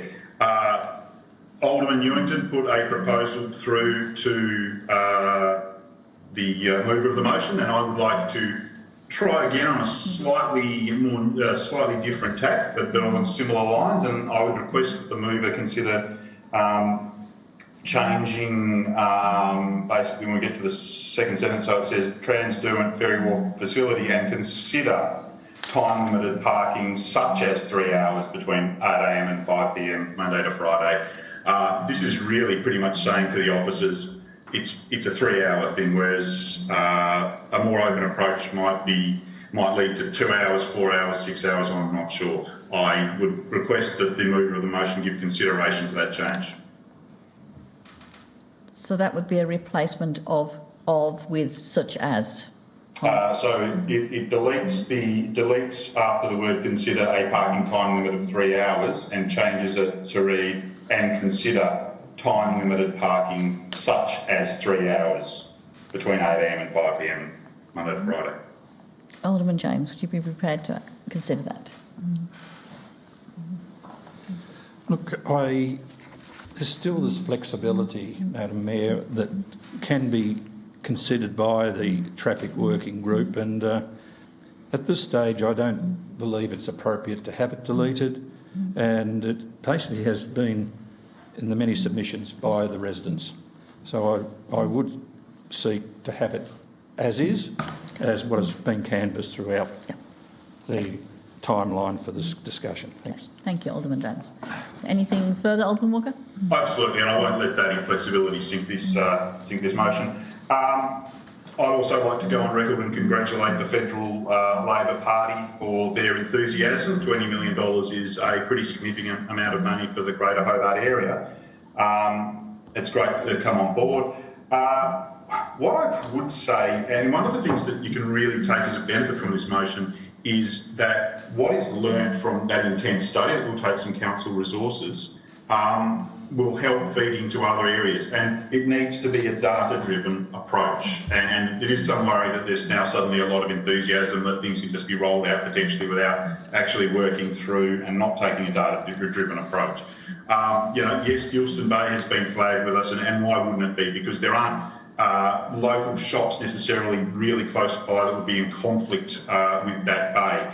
It is an area, if you like, that will also be possible for commuters, potentially on foot or on bike, to come from places such as Risdon Vale and News. It might potentially allow the activation of the Gilston Bay Boat Club for, you know, again, the takeaway and the hot drinks and that as people are waiting. These are all potential things, but boy howdy, we'd need some time limitation there to not see the tennis club and even the playground area get swamped with cars that are parked there all day. So we can do this project. We can take some learnings from it. It might not be a blanket bluff approach. It might be a street by street approach. It might be an incremental potential change with some time limitations, but it can be data driven, and we can put it into the resourcing so that when we're negotiating with other levels of government, we can be talking about what we've learned from this and how we do it elsewhere. So I would encourage others to support it. Thank you very much. Alderman Edwards. Thank you, Acting Mayor. Yeah, I certainly support this motion. I'll try and keep my comments brief. I use this ferry about 4 times a week. Used to catch the bus, and now I can get a good walk in the morning and some fresh air, particularly in the current environment versus being in a bus. And you can even get a beer on the way home if you're perhaps on Friday or whatever day takes your fancy. I do know the comment about this ferry service becoming permanent. What we heard was that was a page 1 announcement on January 18 with a quote from the Minister saying there'd be more detail in the coming months. I do note that we're into April now. I don't know if we've heard anything other than we'll extend it. I don't know if the Council's had any other information. No. So that's a little bit disappointing. But however, I guess we're still in those coming months. The policy of this ferry is a good one. It's free, obviously, so it's popular. But now it has become it's created problems that we need to solve. Part of that was the mayors of Greater Hobart calling for better wharf infrastructure, and indeed there was the announcement on Friday that there would be money for quite a lot, $20 million for potentially 4 wharf infrastructure, which does open.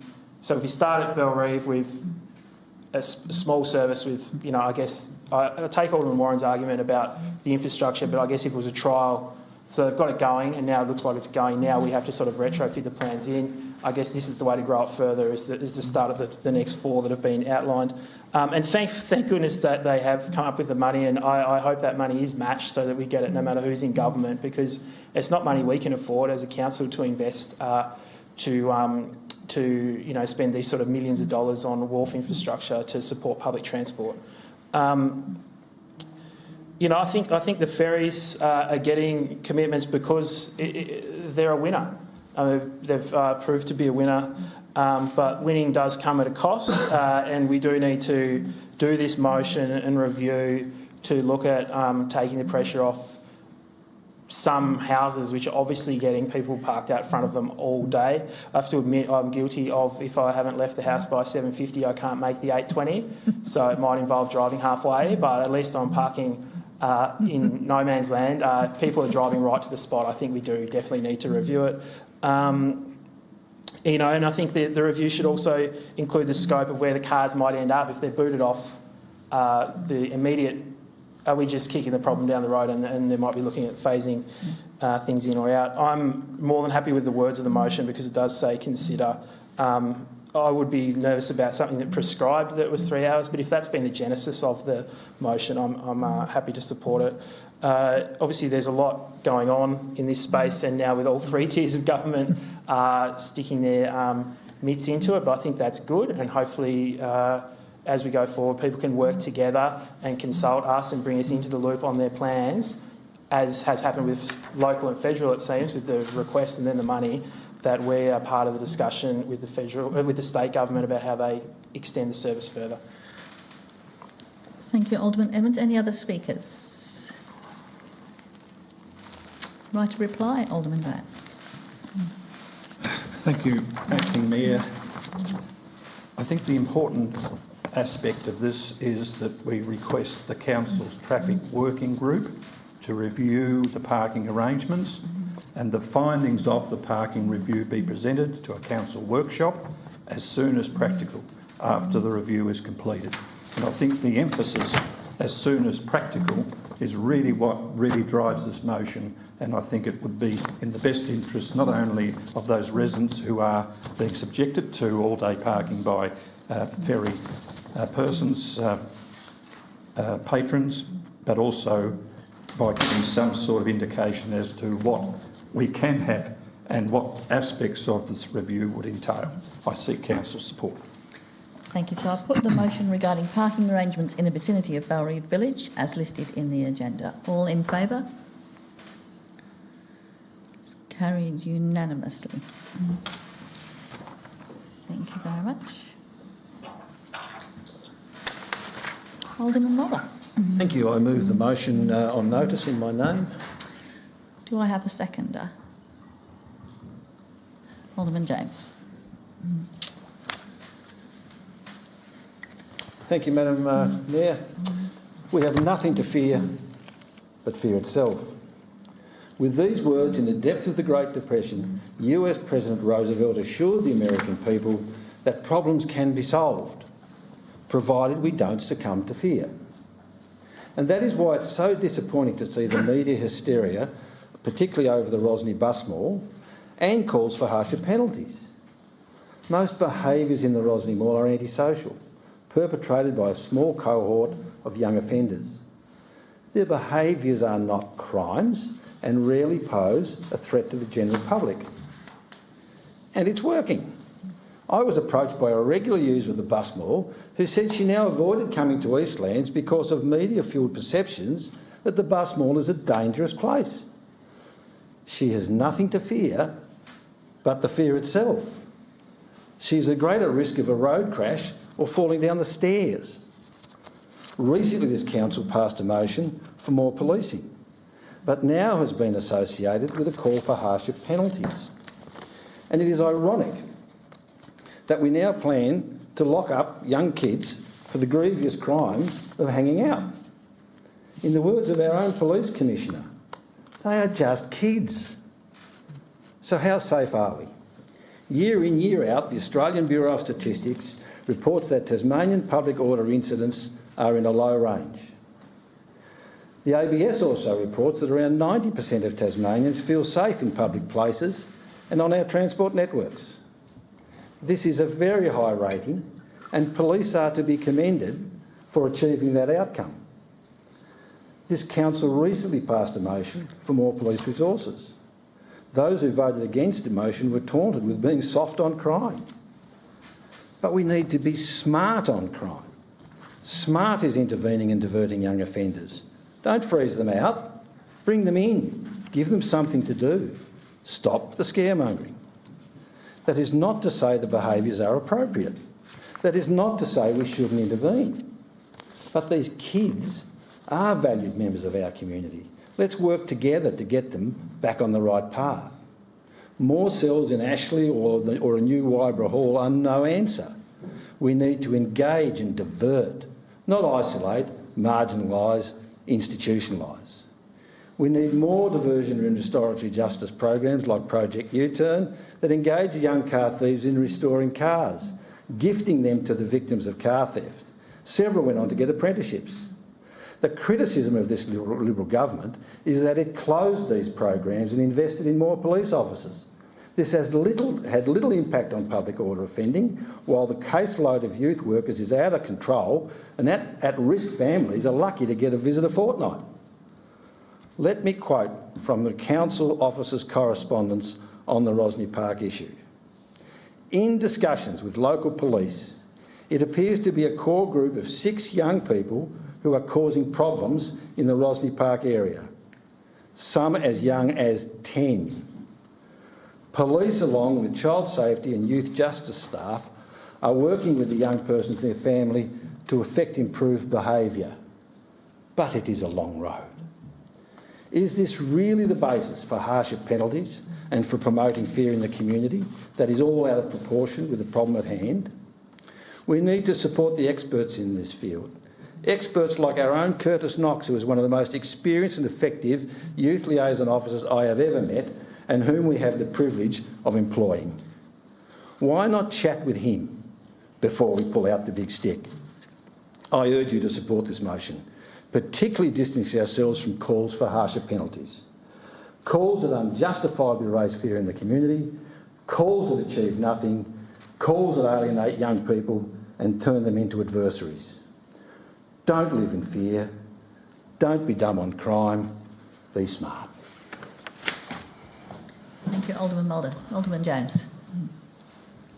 Yes, look, I think this motion does cover a lot of the salient aspects of this. It acknowledges the work of organisations such as the Clarence Council Youth Services, Mission Australia, Salvation Army Youth Program, and of course the good old YMCA All Aboard program. And look, request staff to consider further work with the state government and non-government organisations. I support the motion. Thank you. Alderman Blomley and then Alderman Kennedy. Thank you, Madam Acting Mayor. And from the outset, I would just like to remind colleagues of this council's decision at a meeting of the 22nd of November last year, where my motion calling for increased police resourcing to clean up Rosney Park and address youth crime was passed 10 votes to 2. And I'm sure it's not lost on anyone that the two aldermen who voted in opposition to that motion, Alderman Mulder and Alderman James, are respectively the mover and seconder of the motion currently before us this evening. Acting Mayor, for anyone to suggest that we do not have a youth antisocial behaviour problem in and around the Rosney Bus Mall and Rosney Skate Park, they are either blind to reality or seeking to misrepresent the true state of play. Since our motion of late November, it has been pleasing to witness a heightened police presence in and around these troubled hotspots. Hotspots, Acting Mayor, being a term coined by the police themselves. Since late last year, I've had the opportunity to engage with several of our dedicated Eastern Shore-based police officers, and from what they tell me, it is clear they share the community's frustration with the unacceptable behaviour and flagrant disregard for the rules by these entitled wayward youths. Now, Acting Mayor, if the motion before us this evening only contained dot points 1, 2, 3 and 5, then I'm sure all of us would have absolutely no problem supporting it. However, the devil is in the detail, and dot point 4 rejects harsher sentencing as the way forward for youth offending, is what turns this otherwise sound motion completely on its head, and is the reason why I will not be supporting this motion and urge colleagues to do likewise. Why? Well, the obvious answer is that clearly conventional policing and public safety measures are simply not working. There is a need for increased police presence and visibility in these recognised youth crime hotspots, including real-time monitoring of CCTV cameras in the bus mall, and that was the basis of last November's motion. What was also raised as part of that debate was the best deterrent would be bringing punishment in line with the crime. It is evident, Acting Mayor, that these young offenders know their rights, and on account of their age, police are largely powerless to impose anything more than a warning. Colleagues, at the end of the explanatory notes, there's reference to the Glenorchy City Council engaging private security guards to patrol their bus mall. Now, I'm not 100% sure why this was included, as at no time has this type of response been suggested for the Rosney bus mall. But I will just make the point that yesterday, at about 1:40 p.m, a teenage boy, a 17-year-old, was taken into custody after a man was stabbed at the Glenorchy bus mall during what bystanders described as an altercation between two youth gangs. Now, whilst information is still sketchy from reports, it seems the victim is in a serious disabled condition at the Royal Hobart Hospital. These incidences are real, and sadly, they are happening right here in our communities. Acting Mayor, during the November debate, I provided a snapshot of the harrowing experiences that countless Eastern Shore residents had reached out to share with me, and it was truly distressing stuff. In all those cases, it was just not the physical scars borne by those victims, but the lasting psychological ones as well. Just think, any one of those victims could have been you or me, our son, our daughter, our spouse, our mum, our dad, our grandparents. On a related point, I'd just like to briefly make, Acting Mayor, is in reference to the executive summary contained in the Edge legal report that we discussed last meeting, namely point J regarding attempts to undo or reverse decisions already made are well underway. As already touched on, the November motion was overwhelmingly passed 10 votes to 2, and we are already witnessing increased safety and community benefits from the leadership role this council took. Tonight, the minority, those two aldermen who voted in opposition to our November motion, are, for reasons only known to themselves, seeking to usurp that decision of council. So, in conclusion, Acting Mayor, as the police social workers and courts are often hamstrung, surely it is time for our legislators to give them the resources to adopt a strong, no-nonsense approach to tackling any social behaviour and youth crime. Simply put, our community deserves no less, and as such, I will not be supporting this motion and urge colleagues to do likewise. Thank you, Alderman Rosney. Alderman Kennedy. Thank you, Acting Mayor. Yeah, there's not too much more I can add to that other than when I heard the news yesterday about what happened in the Glenorchy bus mall, which was very similar to the night that I saw what was happening in not far from our bus mall. So I am, as I was then, still strongly alarmed by how we manage this. And I think initially Alderman Blomley's answered most of the questions that I was going to ask really, but and I'll put my glasses back on now, when we're talking about youth justice programs, and I was trying to Google it right then, you know, what are we referring to? So that the person allegedly in Glenorchy yesterday was 17. So can someone tell me just what the age group is for this, and does that really matter? Because none of this behaviour is acceptable. Is that a question you would like us to try and answer?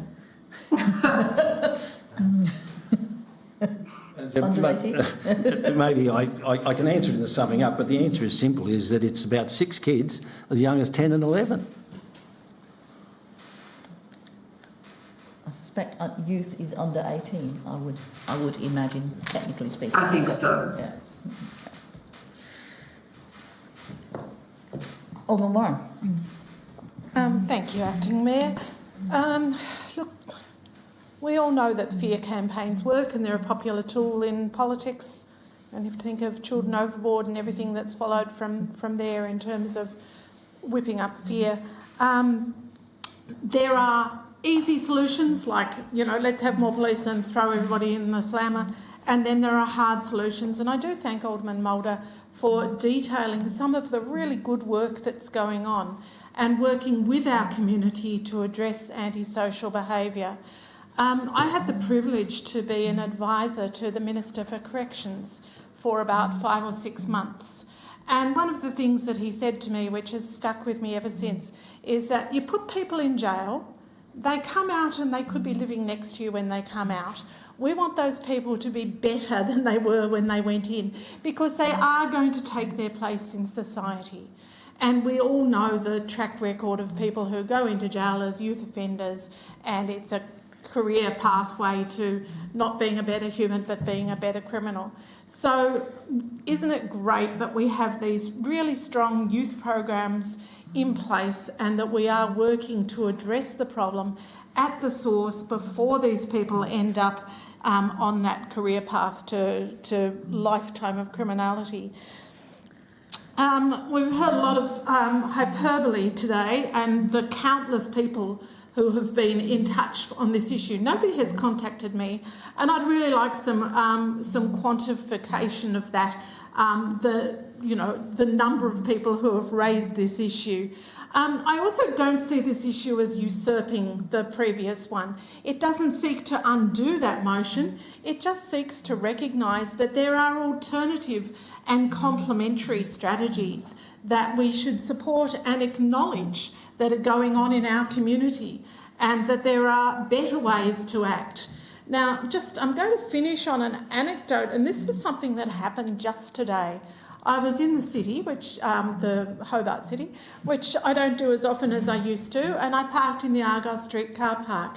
And I noticed for not the first time that there's a group of people who hang out in that corner near what used to be Drysdale House. I'm not sure if it's called now. There's a lot of big skip bins, and there's a sort of a pavement where this group of people are sitting. And I must admit that I thought, well, I probably wouldn't like to walk past there. They look pretty rough, and I reckon there are going to be some problems. So I walked up to my car, which was on about the second level, and I looked back out and I saw 2 policemen approaching that group. I thought, oh, here we go. This is all about to kick off. And then the next thing I saw was that one of the people came over to the policeman and gave him a hug, and gave the female police person a hug as well. And I thought, well, there go all my perceptions. I was wrong to judge that. This is a group of people who are quite lively and obviously have a social set there, but they have a working relationship with the police. And what a great thing that was, to see the police treating them as human beings and working with them and saying, you get out of here, and, you know, and which we know just shifts the problem, if there is a problem, further down the road.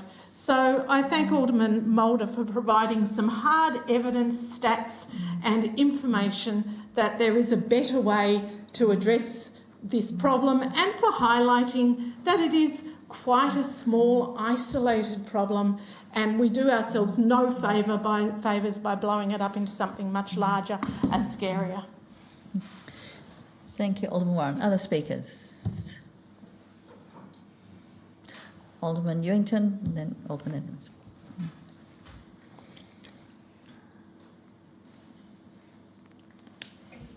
Thank you, Madam Mayor.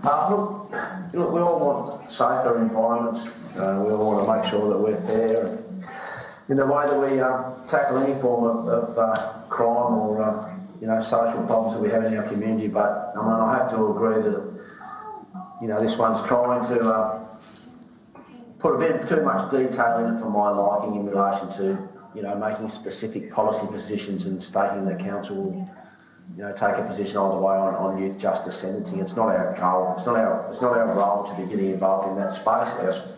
Our role is only to sort of coordinate the things that we've got a little bit of control over in relation to things like the bus mall. Work with the other agencies that are tasked with crime and look at that. And I think the motion that we passed back in November more than adequately covered all of those things. I mean, although I will say that I would certainly like to know a little bit more. I prefer to spend a bit more time talking about what are some of the youth programs that we do run and get a little bit more aware of that and see if there are other ways that we can help with some of the activities and things that we do to help in that space. I think that'd be where we'd be better spending our time rather than getting involved in a debate about policing or criminal justice sentencing issues. So unfortunately I won't be able to support this motion. Thank you. Alderman Evans. Thank you, Acting Mayor. I supported the motion we had in November on a similar topic, and I support this one. The conversation that this is not our role, well, if what's good for the goose is good for the gander, I suppose, with what we did in November. I actually don't view these motions as boom, boom, in opposition to each other. And I also note, I was writing down my note as Alderman Warren said it, that this isn't, we're not rescinding our position of November.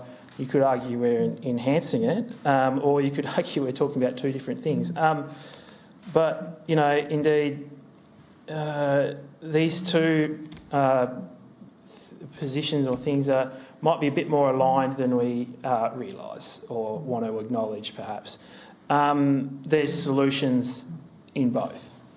I think acknowledging that more can be done in youth services can only be a good thing. If we're going to call for extra police presence, I don't think there's anything wrong with calling for some more work to be done in the youth services area as well.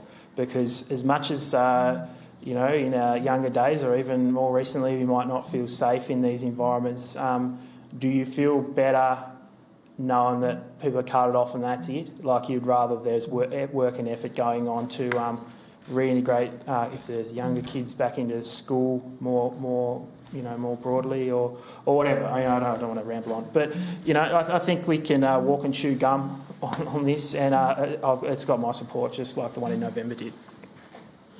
Thank you. Alderman Pearce. Thank you, Mayor. And like Alderman Edmonds here, I supported the one in November, and I can certainly support this.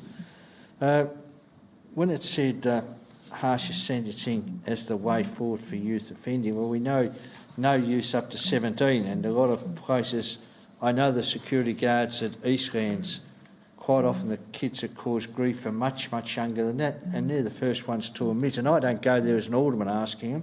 I just go there as a person, and they say, you know, a lot of the troublemakers are 10, 11, and they know the police can't do anything about them. So, you know, and let's be honest, the ones at Glenorchy that happened, yes, it was a 17-year-old youth, but they were known to each other, and I understand there was a gang from both sides out there, so, you know, more of that will come out. But really, I can't see anything wrong with this. I mean, I really cannot. I think any way we can help, you know, support this, I think we need to. I mean, there's nothing wrong with it, like I didn't think there was anything wrong with the November one, so I'm going to support this one as well.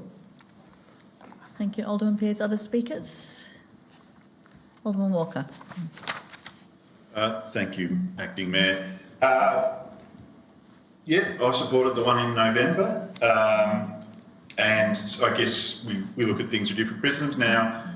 Broken windows theory in some circles is considered outdated. I still think that there's a lot of reasonable merit in where that goes. It's now nearly 20 years ago since I packed a backpack and had my last exciting round-the-world trip. That included spending nights in what was considered the crime-riddled hovel right through from the 70s to the 80s of New York, and yet when I was there in 2002, I never felt safer than anywhere else in the world. I also, at the time, went to California and went to San Francisco, and some streets were sketchy, but generally, you know, an absolutely beautiful city. That was then. I wouldn't want to be running a business in San Francisco now. It has become dysfunctional around the area of crime, and it's having an incredibly dangerous effect on business. And it's interesting that the state of California, for the first time, is experiencing population decreases in its history. So that's some back of mind stuff. If we look at how this motion is now, and a fair bit of work and insight's gone into it, and I commend that. And I guess one of the unfortunate things is that if it was points 1, 2, 3 and 5, we can have 12 votes around this table right now, I think. And I would request that the mover consider removal of point 4. And just on that, I'm not saying that in doing so, the mover and the seconder of the motion have to endorse mandatory sentencing, harsher sentencing, or anything like that. The motion will still have integrity. Just be silent on the matter, and I would prefer that it does that, because I'm not saying that certain things should occur in that space, but leaving in that rules out options for law enforcement. That actually takes potential things off the table, and I don't think that helps policing and community. I think that hinders it. So I would request that the mover remove point 4 so that it's silent on that one point, and so that we can have hopefully a vote of 12 around the table and acknowledge that this is a multifaceted problem, and all the efforts that are highlighted to address it in the other points. No, Madam Chair, that point is one of the reasons that the fear is increasing. Well, again, I wasn't calling for a ratcheting up. I just think that you shouldn't be ruling things out in that space, and especially so in the light of Glenorchy, and especially in the light of some of the international trends. But this is a democracy, and I'm not going to be so bold as to foreshadow an alternative featuring points 1, 2, 3 and 5 should it fall over. But again, I'll point out that we could have had 12 votes. Thank you, Alderman Walker. Any other speakers? Alderman Von Burton. Thank you, Madam Acting Mayor.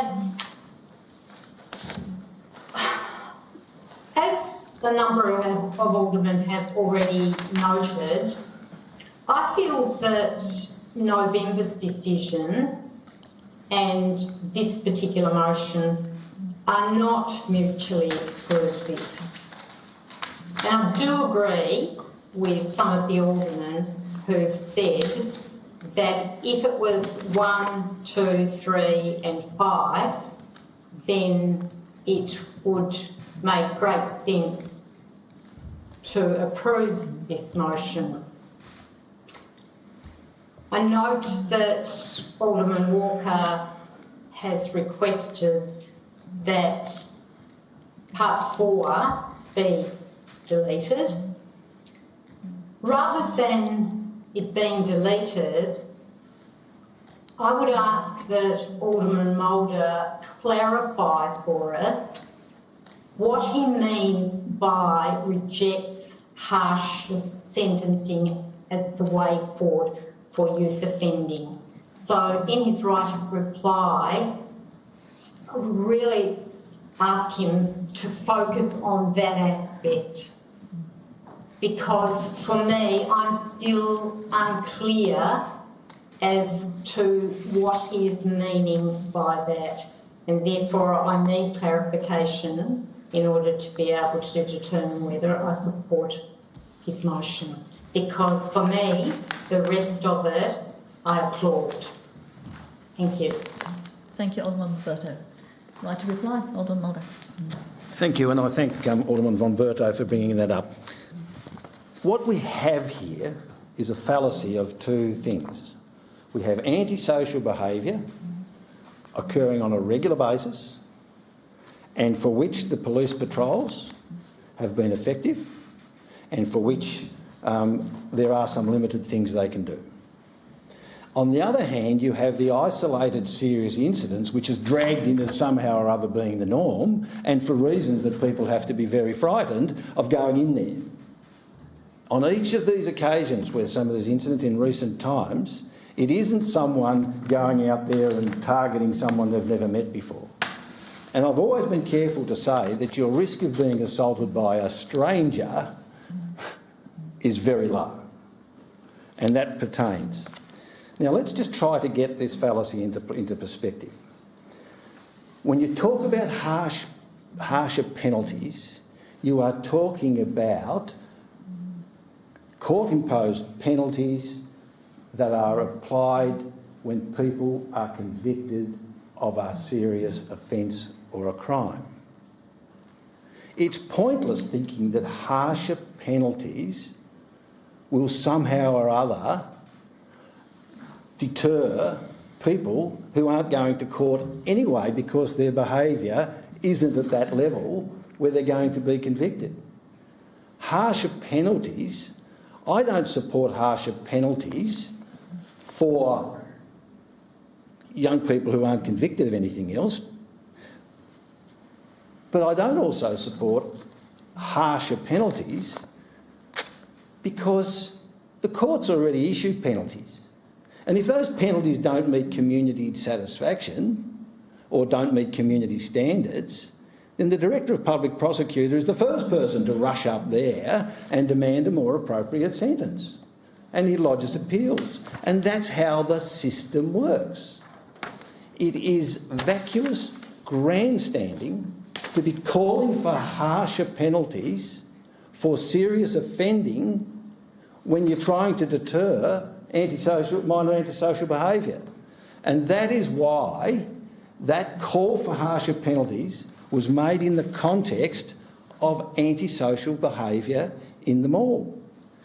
Now, I haven't had, unlike others, and I'm with Alderman Warren on this, I haven't had people coming up to me telling them that they've been assaulted or offended or been things. Yes, we always do step aside some slightly troubling areas, and we always do take some responsibility for our own actions and decisions. Yes, there are people who look and behave ways that I find a little bit confronting and challenging.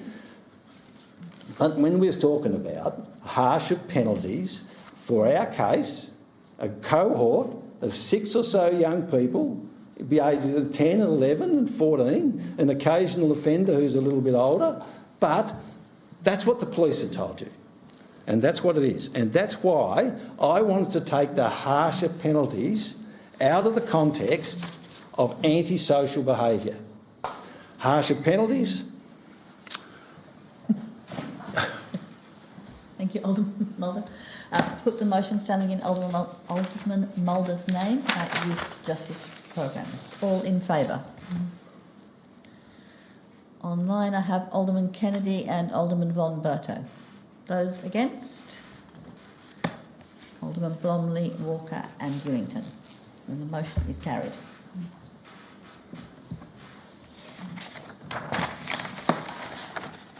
Moving on to 9.3, and notice of motion. Madam Mayor, can I just interrupt here? Listen, I'm going to have to leave the meeting. That's all I just got to let you know. Thank you very much. Thank you. Not everyone. Good night. Moving on to motion 9.3, Alderman Von Berto.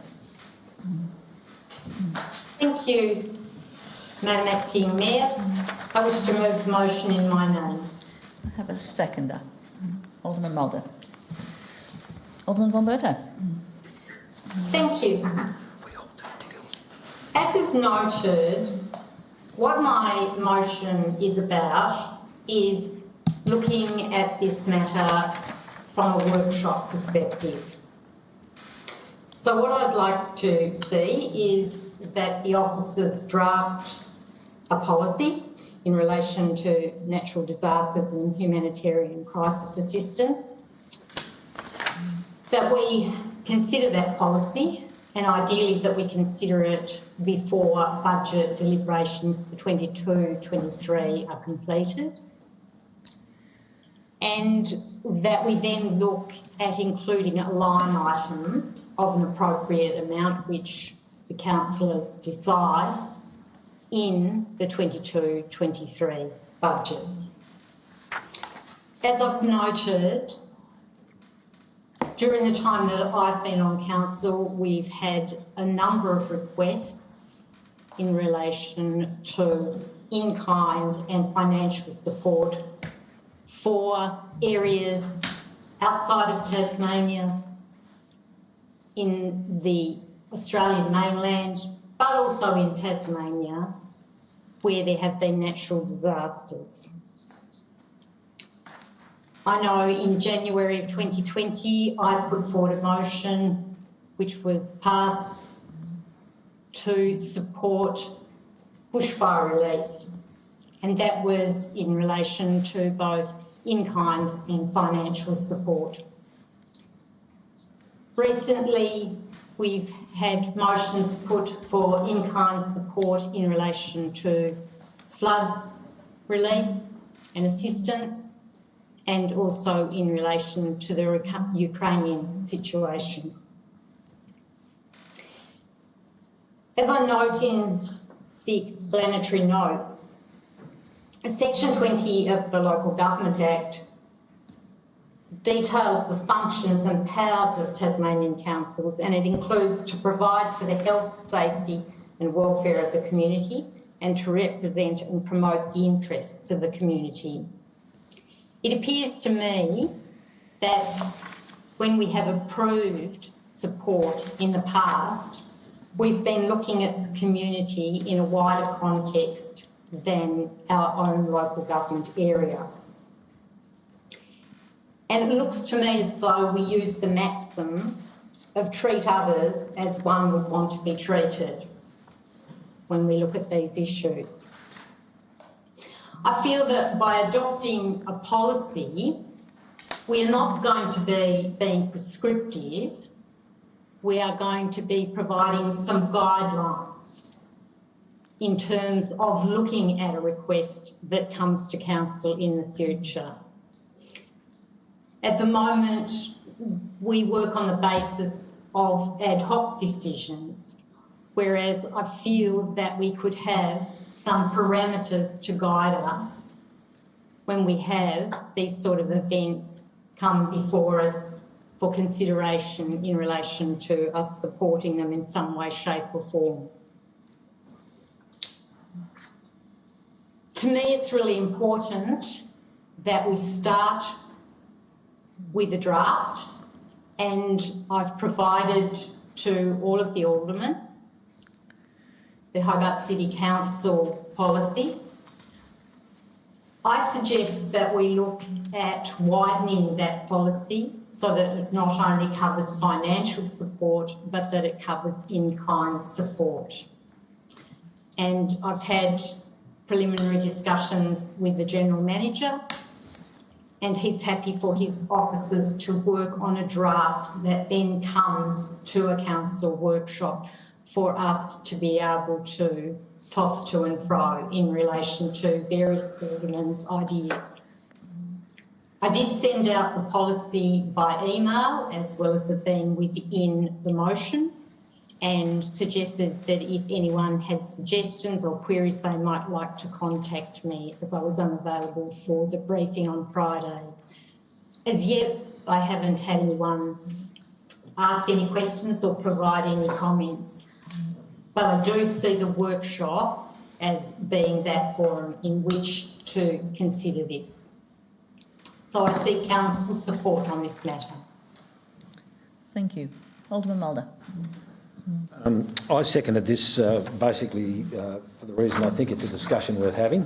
Unfortunately, our time limit and restrictions and debate here don't give us an opportunity to canvass some of the issues. But as we head into this, I'll just ask Alderman Roberto to consider a couple of things. Like the last motion we discussed at the last council meeting, there are well-established arrangements in place already.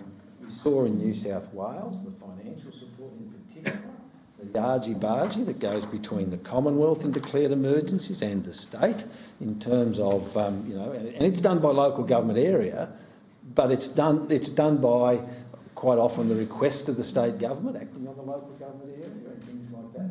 And I sometimes wonder whether maybe we as a council are overstepping our remit in this space. Maybe we're not really a level of government. Our taxation powers are such that we can't even build a road or a sports hall without assistance from state governments and things like that. So if we're having those sorts of difficulties, we've got to ask ourselves are we now in a position of duplicating arrangements that other levels of government exist? In terms of in-kind resources, the arrangements for that are through the emergency management arrangements, as I said the last time. And in fact, since that meeting, local members of Clarence have been over there in New South Wales effecting flood rescues. And they do so not because council offered their services, but because those are the established emergency management arrangements that operate at the local, state and federal levels. But it's a discussion worth having. I'm also a little bit concerned that somehow or other we provide a limit for any financial assistance, and I'm happy to discuss that. What happens if we get 3 major disasters in a row and we feel inclined to give, what is it, first disaster victim, best dressed? No. So there are lots of points to discuss. It's worth discussing this particular policy. I think it's a good one to kick around, but sometimes I wonder, do we need to develop... Policies are normally developed so that you delegate a decision to someone like the General Manager and you provide him some policy guidelines about how he should do that. What we're doing here is a policy to guide us on the decisions that we are going to make and not delegate. So, there are a few questions to be asked in this thing, but it's a discussion worth having, and it's a discussion worth having in a less formal setting. Thank you. Others speak. Alderman Pearce. Thank you. Thank you. Look, I support the motion, but I thought I was going to be the only one that sort of spoke against it, but Alderman Mulder has pitched a lot of my thunder there, because at the last meeting I supported 2 things, a motion by Alderman Blomwyn and a motion by Alderman Walker, and over the last couple of weeks I'm thinking, are we local government, and a bit like Alderman Mulder said, we're getting into things which is really not local government. Local government is to look after our own area, and here we are giving money away that the feds, the state, have already donated. So it's coming from ratepayers in a sense through their taxes, being hit twice, and not the work we're not doing the work that we should be doing. Now I'm prepared to support this, to get some kind of idea what we want to do, but I'm starting to think, as I said before, we're getting into areas where we've got enough work to be doing in Clarence, The feds and state government are giving donations. We can give donations individually, but I'm starting to wonder, should we be using ratepayers' money for a lot of these things where if we want to do a donation, we can do it privately? Thank you. Alderman Edmonds, then Alderman James, then Alderman Kennedy. No worries. Thank you, Acting Mayor. Thank the mover and for the motion and her opening remarks. I certainly support further discussion in this area, as alluded to 3 weeks ago, and note the intent to workshop a policy so that we don't end up in an ad hoc space, which actually ties in with what Alderman Pearce mentioned about sort of current events coming to the council that are a bit outside our remit. So, yeah, I'm in support of the motion, just with the following comments. So, practically, I'm not sure there's going to be time to do this right for the timelines suggested in the motion, but I also note that point C, the first word, is considered. I am concerned about the pace of this turning into policy on the run. Our staff very under the pump to get. We had a thing in a workshop in the last month that was referred to a workshop, I think, last year. There is a long production line to go into those workshops, and there's a lot of work that goes into bringing those things to us. So in the current environment that it is, and I've referred to, the 11th of April at the moment, I'm not sure that we'll be able to get it, but I know that the motion does say consider.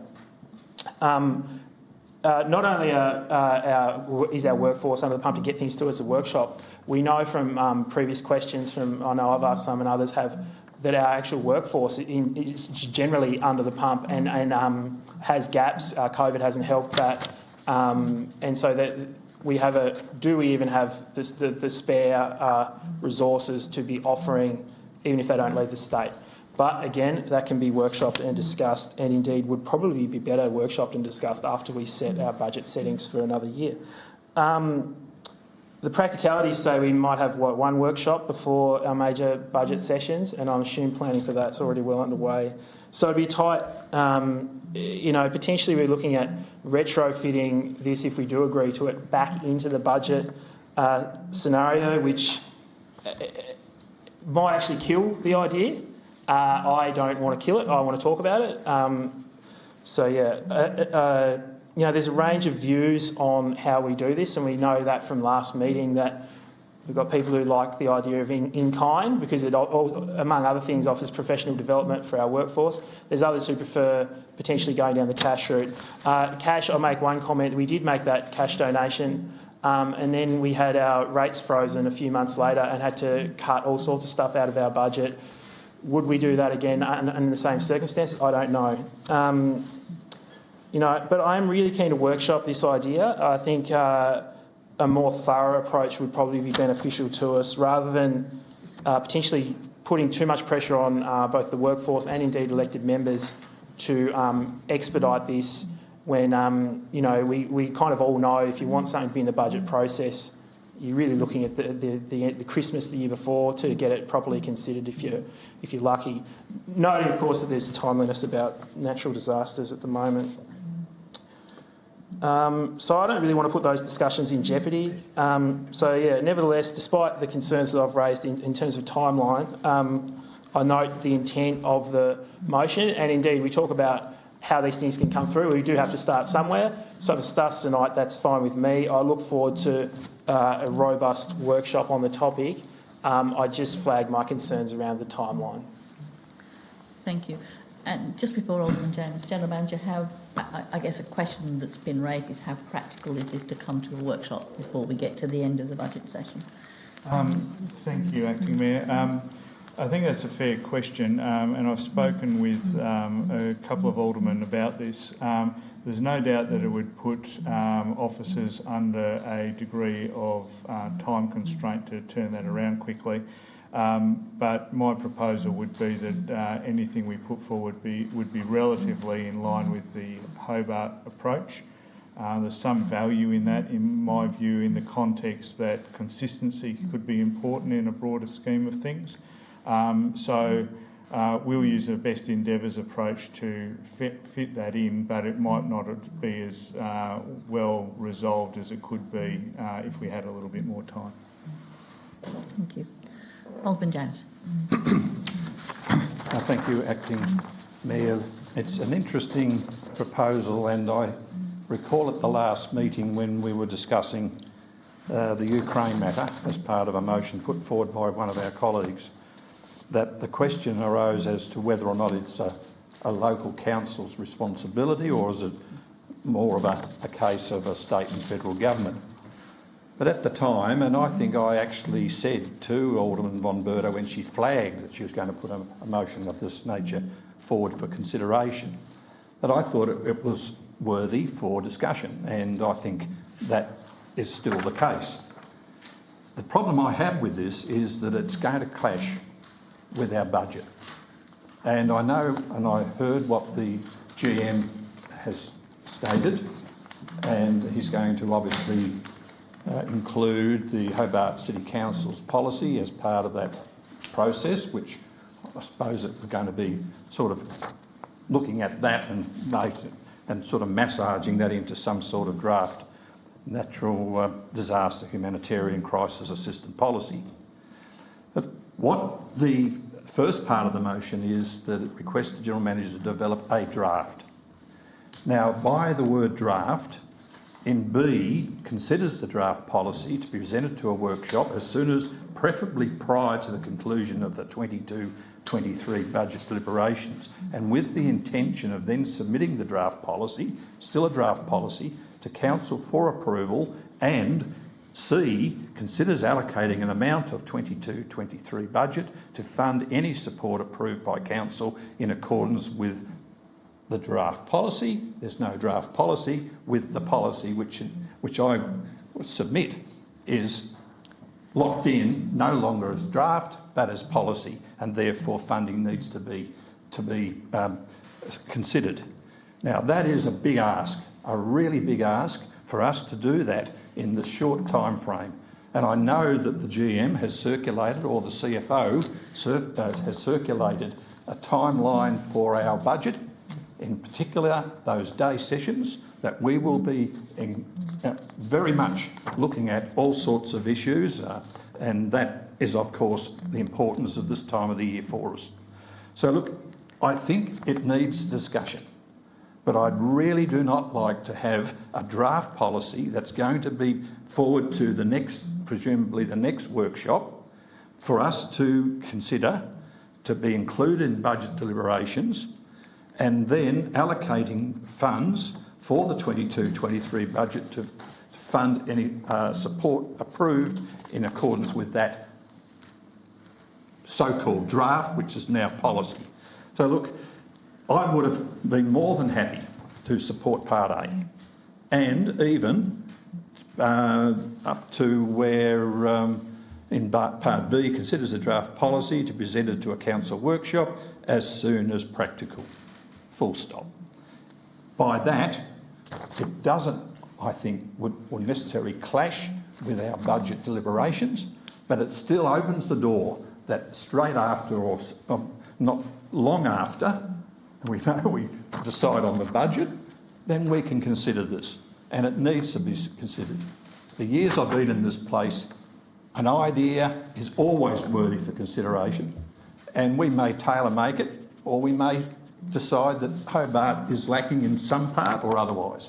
So look, I would like to support this, and if the mover was prepared to take Part A and a full stop after practical, then I would more than willing support it. But in its current format, I think it's just putting too much emphasis, too much work on the officers, and it's really going to do this particular matter a disservice because it has merit. Alderman Kennedy. Oh, thank you. Yeah, just listening to everyone's comments there, and I've sort of gone all over the place with it. Really, You know, we talk about what levels of government should be responsible for this, and yet we've had so many motions that have come from our council in my short time of being on it with regards to these sorts of situations.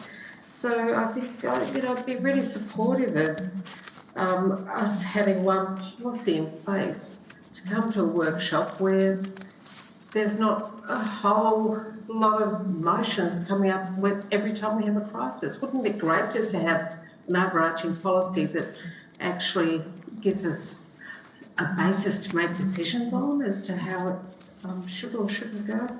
Yeah, I'm taking on all comments on board, and yes, I do agree with Alderman James. A and B works pretty well for me, but you know, I really support the intent of the motion. Thank you.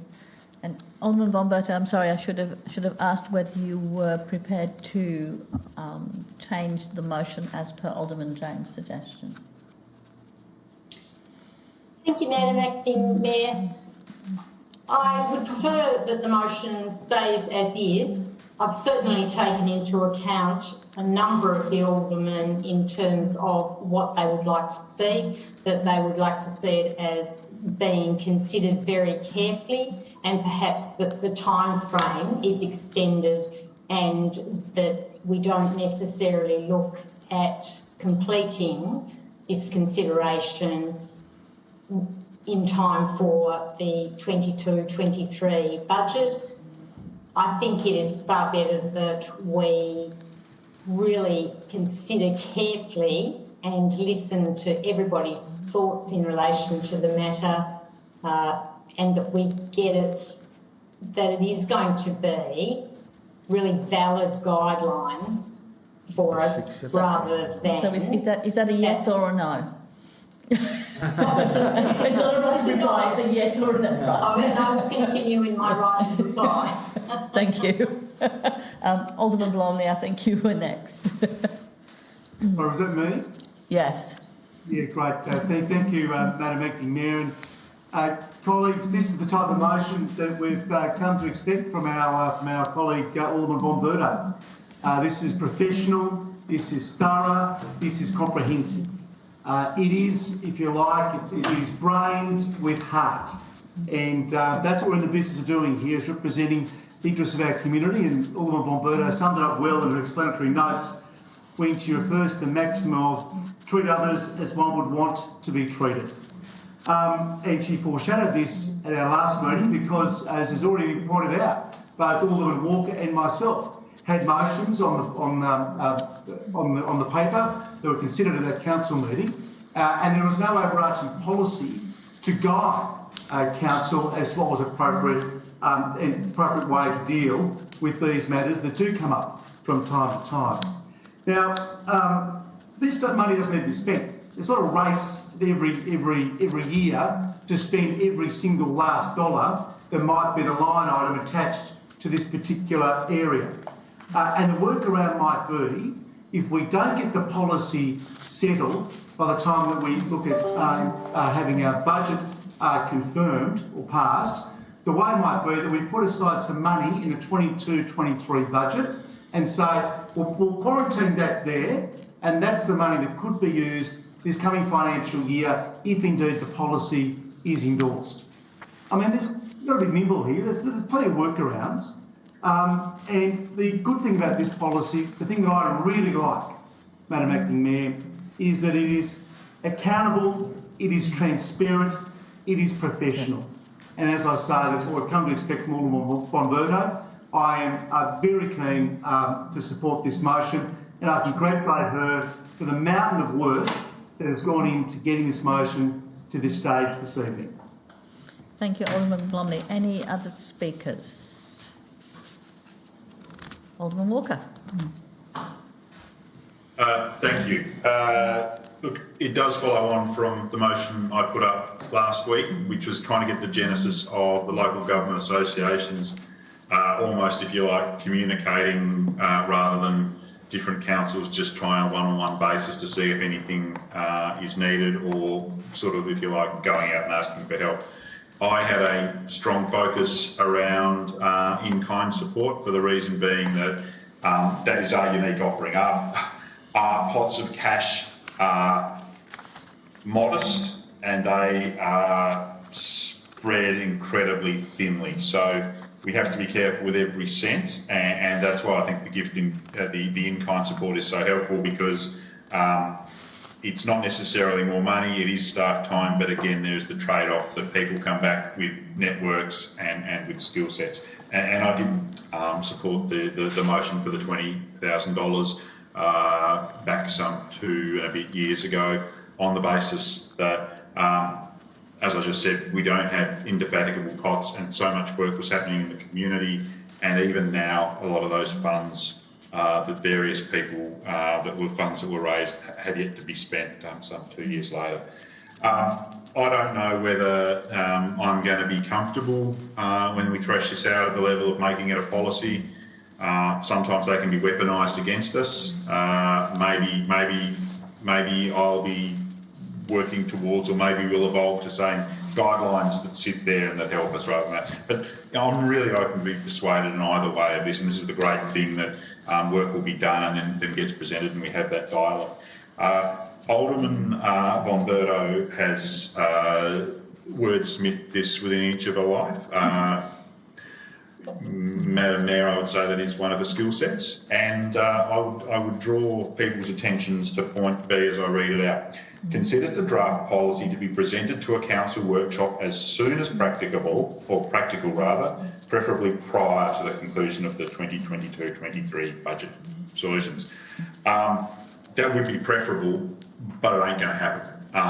And so, Alderman James, you should have entire comfort with the word preferable, that a lot of things are preferable but don't happen, and the logistics of this I think are impossible, but it won't be contradictory at all to the motion that it doesn't have. And I think what Alderman Von Berto has set the ball rolling, and we'll keep moving forward with, is, if you like, a legacy in place for future councils, that this is us with our skill sets around us, putting something in place that will be there for councils' future to make the most of, and I think that's a great idea. So I don't know when this will happen. I'm exceedingly confident that we're not going to have this in place in 6 weeks' time, which is really the latest it could possibly be. But the words give comfort that it progresses and that it's not contradictory, that it's not all in place as we lock down the 22-23. So I hope that gives the waivers some support. I think this can be unanimous and people can all stay true to their principles, which are a little various on this, by voting in support of Alderman Von Berto's motion. Thank you, Alderman Walker. Right to reply, Alderman Von Berto. Thank you, Madam Acting Mayor. It'll be very short, because so many people have spoken so well in relation to this. My sense is that we hurry slowly. So with that in mind, I seek support. Thank you. I put the motion standing in Alderman Von Berto's name of natural disaster, humanitarian crisis support. All in favour? Against? The motion is carried. Everyone was in favour except for Alderman James. Thank you very much. Moving on to Alderman's question time, we have a question on notice. General Manager. Thank you, Acting Mayor. Alderman Mulder provided 3 questions on notice. The answers are quite lengthy and they've been circulated to Alderman tonight, so with the leave of the Chair, I'm wondering whether it'd be happy to take those as read, and they'll appear in the minutes. Yes, thank you very much. Okay, and the answers to questions without notice on previous meeting are in the agenda. Unless there's any questions, we'll move on. questions without notice, and I will start with the people in the chamber with Alderman Mulder. Thank you, Acting Mayor. So having foreshadowed this, could you advise if the $20 million funding proposals that have been spoken about or that have been announced in the media for ferry terminals includes the operation of the ferries and all those terminals and associated road and parking infrastructure?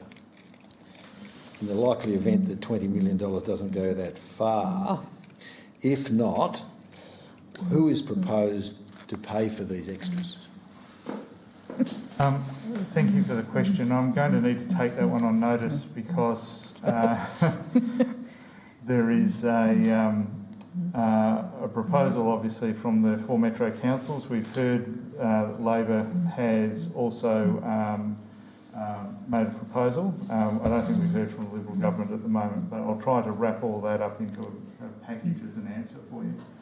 I guess the question could be is what did you ask for? I mean, it was the councils, the 4 Metro Met councils, who went public with this as an election promise, and then Labor have stepped up to the mark. So what was asked for may be a better question than what was promised. I'll provide that detail. Thank you. You don't know what you asked for? Did you have another question? No, facetious. Alderman Warren. Thank you, Acting Mayor. Just one question. The community has reacted with horror to the sign on the corner of Eastlands. When this was voted for by council against the officer's recommendation, which was to refuse the application, I don't recall, and I did vote against this, I don't recall whether it said that it was going to be a moving sign, but certainly the first time I came down Rosney Hill and saw it, I was quite taken aback because there's legislation against looking at your phone while you're stationary at the lights, and yet there's this huge thing. So my question is, does council have a role in traffic safety at that point, and will there be any monitoring of any issues? Because anecdotally we're hearing about people not moving off at the lights because they're looking at the display. Maybe it'll be old news next week and it won't be an issue, but does council have a role in monitoring that? Thank you for your question. Through you, Mayor. I'd like to take that one on notice as well because it spans a couple of areas, so it'd be better to provide a well-researched answer. Thank you. Alderman Pearce. Thank you, Acting Mayor. I was going to ask some questions on the ferry, but I'm quite happy to leave those to the General Manager. Look, I can talk to staff about this, but I've noticed now in some of the bike paths and walkways, we have plantings next to the edge, but the trouble is what's happening is the plantings are so close to the edge, as soon as they grow, which they will, it's going onto the path, and I'm going to put an ordinance question about one path, but we've really got to think that where we're planting things, because as soon as they grow, they're out in the path, and if a bike comes, you've got to move over there. So it's just something that we should just take notice of. Thank you. Alderman Edmonds. Thank you. Just the one from me, and I don't mind if it's taken on notice. We had a weekly briefing report, I don't actually remember when, many months ago at least, about some black spot funding for the intersection of the Shoreline and Harrow Primary School, those traffic lights there. I was just wondering if we could get an update on where that's at. More than happy for it to be taken on notice. Thank you. Through you, Chair. Just wanted to let you know that we still haven't been advised as to the success of our nominations as yet, so that project is still awaiting feedback from the Department of State Growth. Thank you. Alderman James. Thank you, Acting Mayor. 2 questions. Firstly, my question through you to the Acting Manager of Asset Management.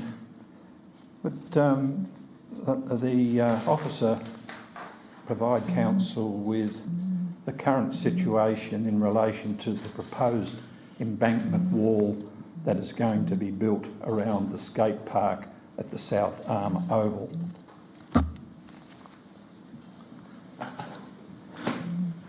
Through you, Chair. I will have to take that one on notice, Alderman James. Second question is, and I perhaps may direct this through you, Acting Mayor, to Mr Nelson, his capacity as General Manager. Mr Nelson, the Skylands proposal, could you just outline how we are going to deal with this, either in the form of a DA or amendment to the urban growth boundary, or a combination of both, or Section 43A as we used to have that in the old system? That's it's becoming quite current, topical I should say. So can you just sort of outline how we're going to go about this, how we're going to deal with this as part of the next stage and process, please? I might defer that to Mr Lovell. Certainly. Mr Lovell, are you able to answer that question? Yes, I think so. Through you, Acting Mayor, the council is scheduled to have a workshop on this matter towards the end of the month. There is where they'll be looking at the consultation outcomes, but also the process. It is quite a complicated process, and it's probably a bit difficult to go through the council meeting tonight because it's quite complicated. But if we can leave that one to the workshop, I think we should be able to make clear the options the council has for processing it at that time. Just on a supplementary, Madam Acting Mayor, I just would like to understand whether it's going to be a discussion on the urban growth boundary, or it's going to culminate in a DA and an urban growth boundary. There must be something that we would need to have as a guideline to where we're going to handle this in the next stage of this process. Through you, Acting Mayor. The process that we have underway at the moment is an urban growth boundary consideration. Thank you. And then the process after that is, development of a structure plan that will be submitted to the TPC. Thank you very much. Thanks. Did you have a second question? No, that was the supplementary question. That was a supplementary. Okay. For the people on the screen from the top line on, as I'm looking at you, Alderman Blomley. Thanks, Madam Acting Mayor. I've just got one question this evening. It's a follow-up from the 13 December motion passed last year regarding pedestrian safety with the Lincoln Street Wombat Crossing. I appreciate that we are going into budget consideration now, but I've received several queries in recent days. So I'm just wondering whether we're able to provide an update as to where that's at, please. Through you, Chair. I just wanted to say we have commissioned the safety audit by an independent traffic engineer. We've had a draft report and provided feedback on that, and are waiting the final draft to come through. We're expecting that in the next week or so. Unfortunately, the consultant has been delayed. He currently has COVID, so isn't in a position to provide it in quite the time frame that we had anticipated. Great. Thank you. Thank you. No other question? Okay. Alderman Von Berto. Next. She was there a moment ago. Alderman Kennedy. Thank you, Acting Mayor, and you're doing a wonderful job. And through you to the General Manager, my only question to you, because it's quite topical for me and a few others at the moment, is how are we going with COVID with our staff at the moment? Through you, Acting Mayor. Thank you for the question, Alderman Kennedy. Like most other organisations, we are having issues with staff, both contracting COVID and being close contacts. We're managing that pretty much on a daily basis, but we are seeing impacts across the organisation from a workload point of view. But the approach we're taking is to make sure our staff are as well looked after as they possibly can be and supported. And then obviously we're reassigning work and working through those issues on a priority basis. But we are being quite affected at the moment. Okay, thank you. Thank you. Alderman Walker. Thank you, Acting Mayor. First question, as I strolled past Simmons Park over the weekend, there was a not insignificant sign saying fitness in the park here soon, emblazoned with the letters free. Why is free considered a more appropriate terminology than ratepayer funded?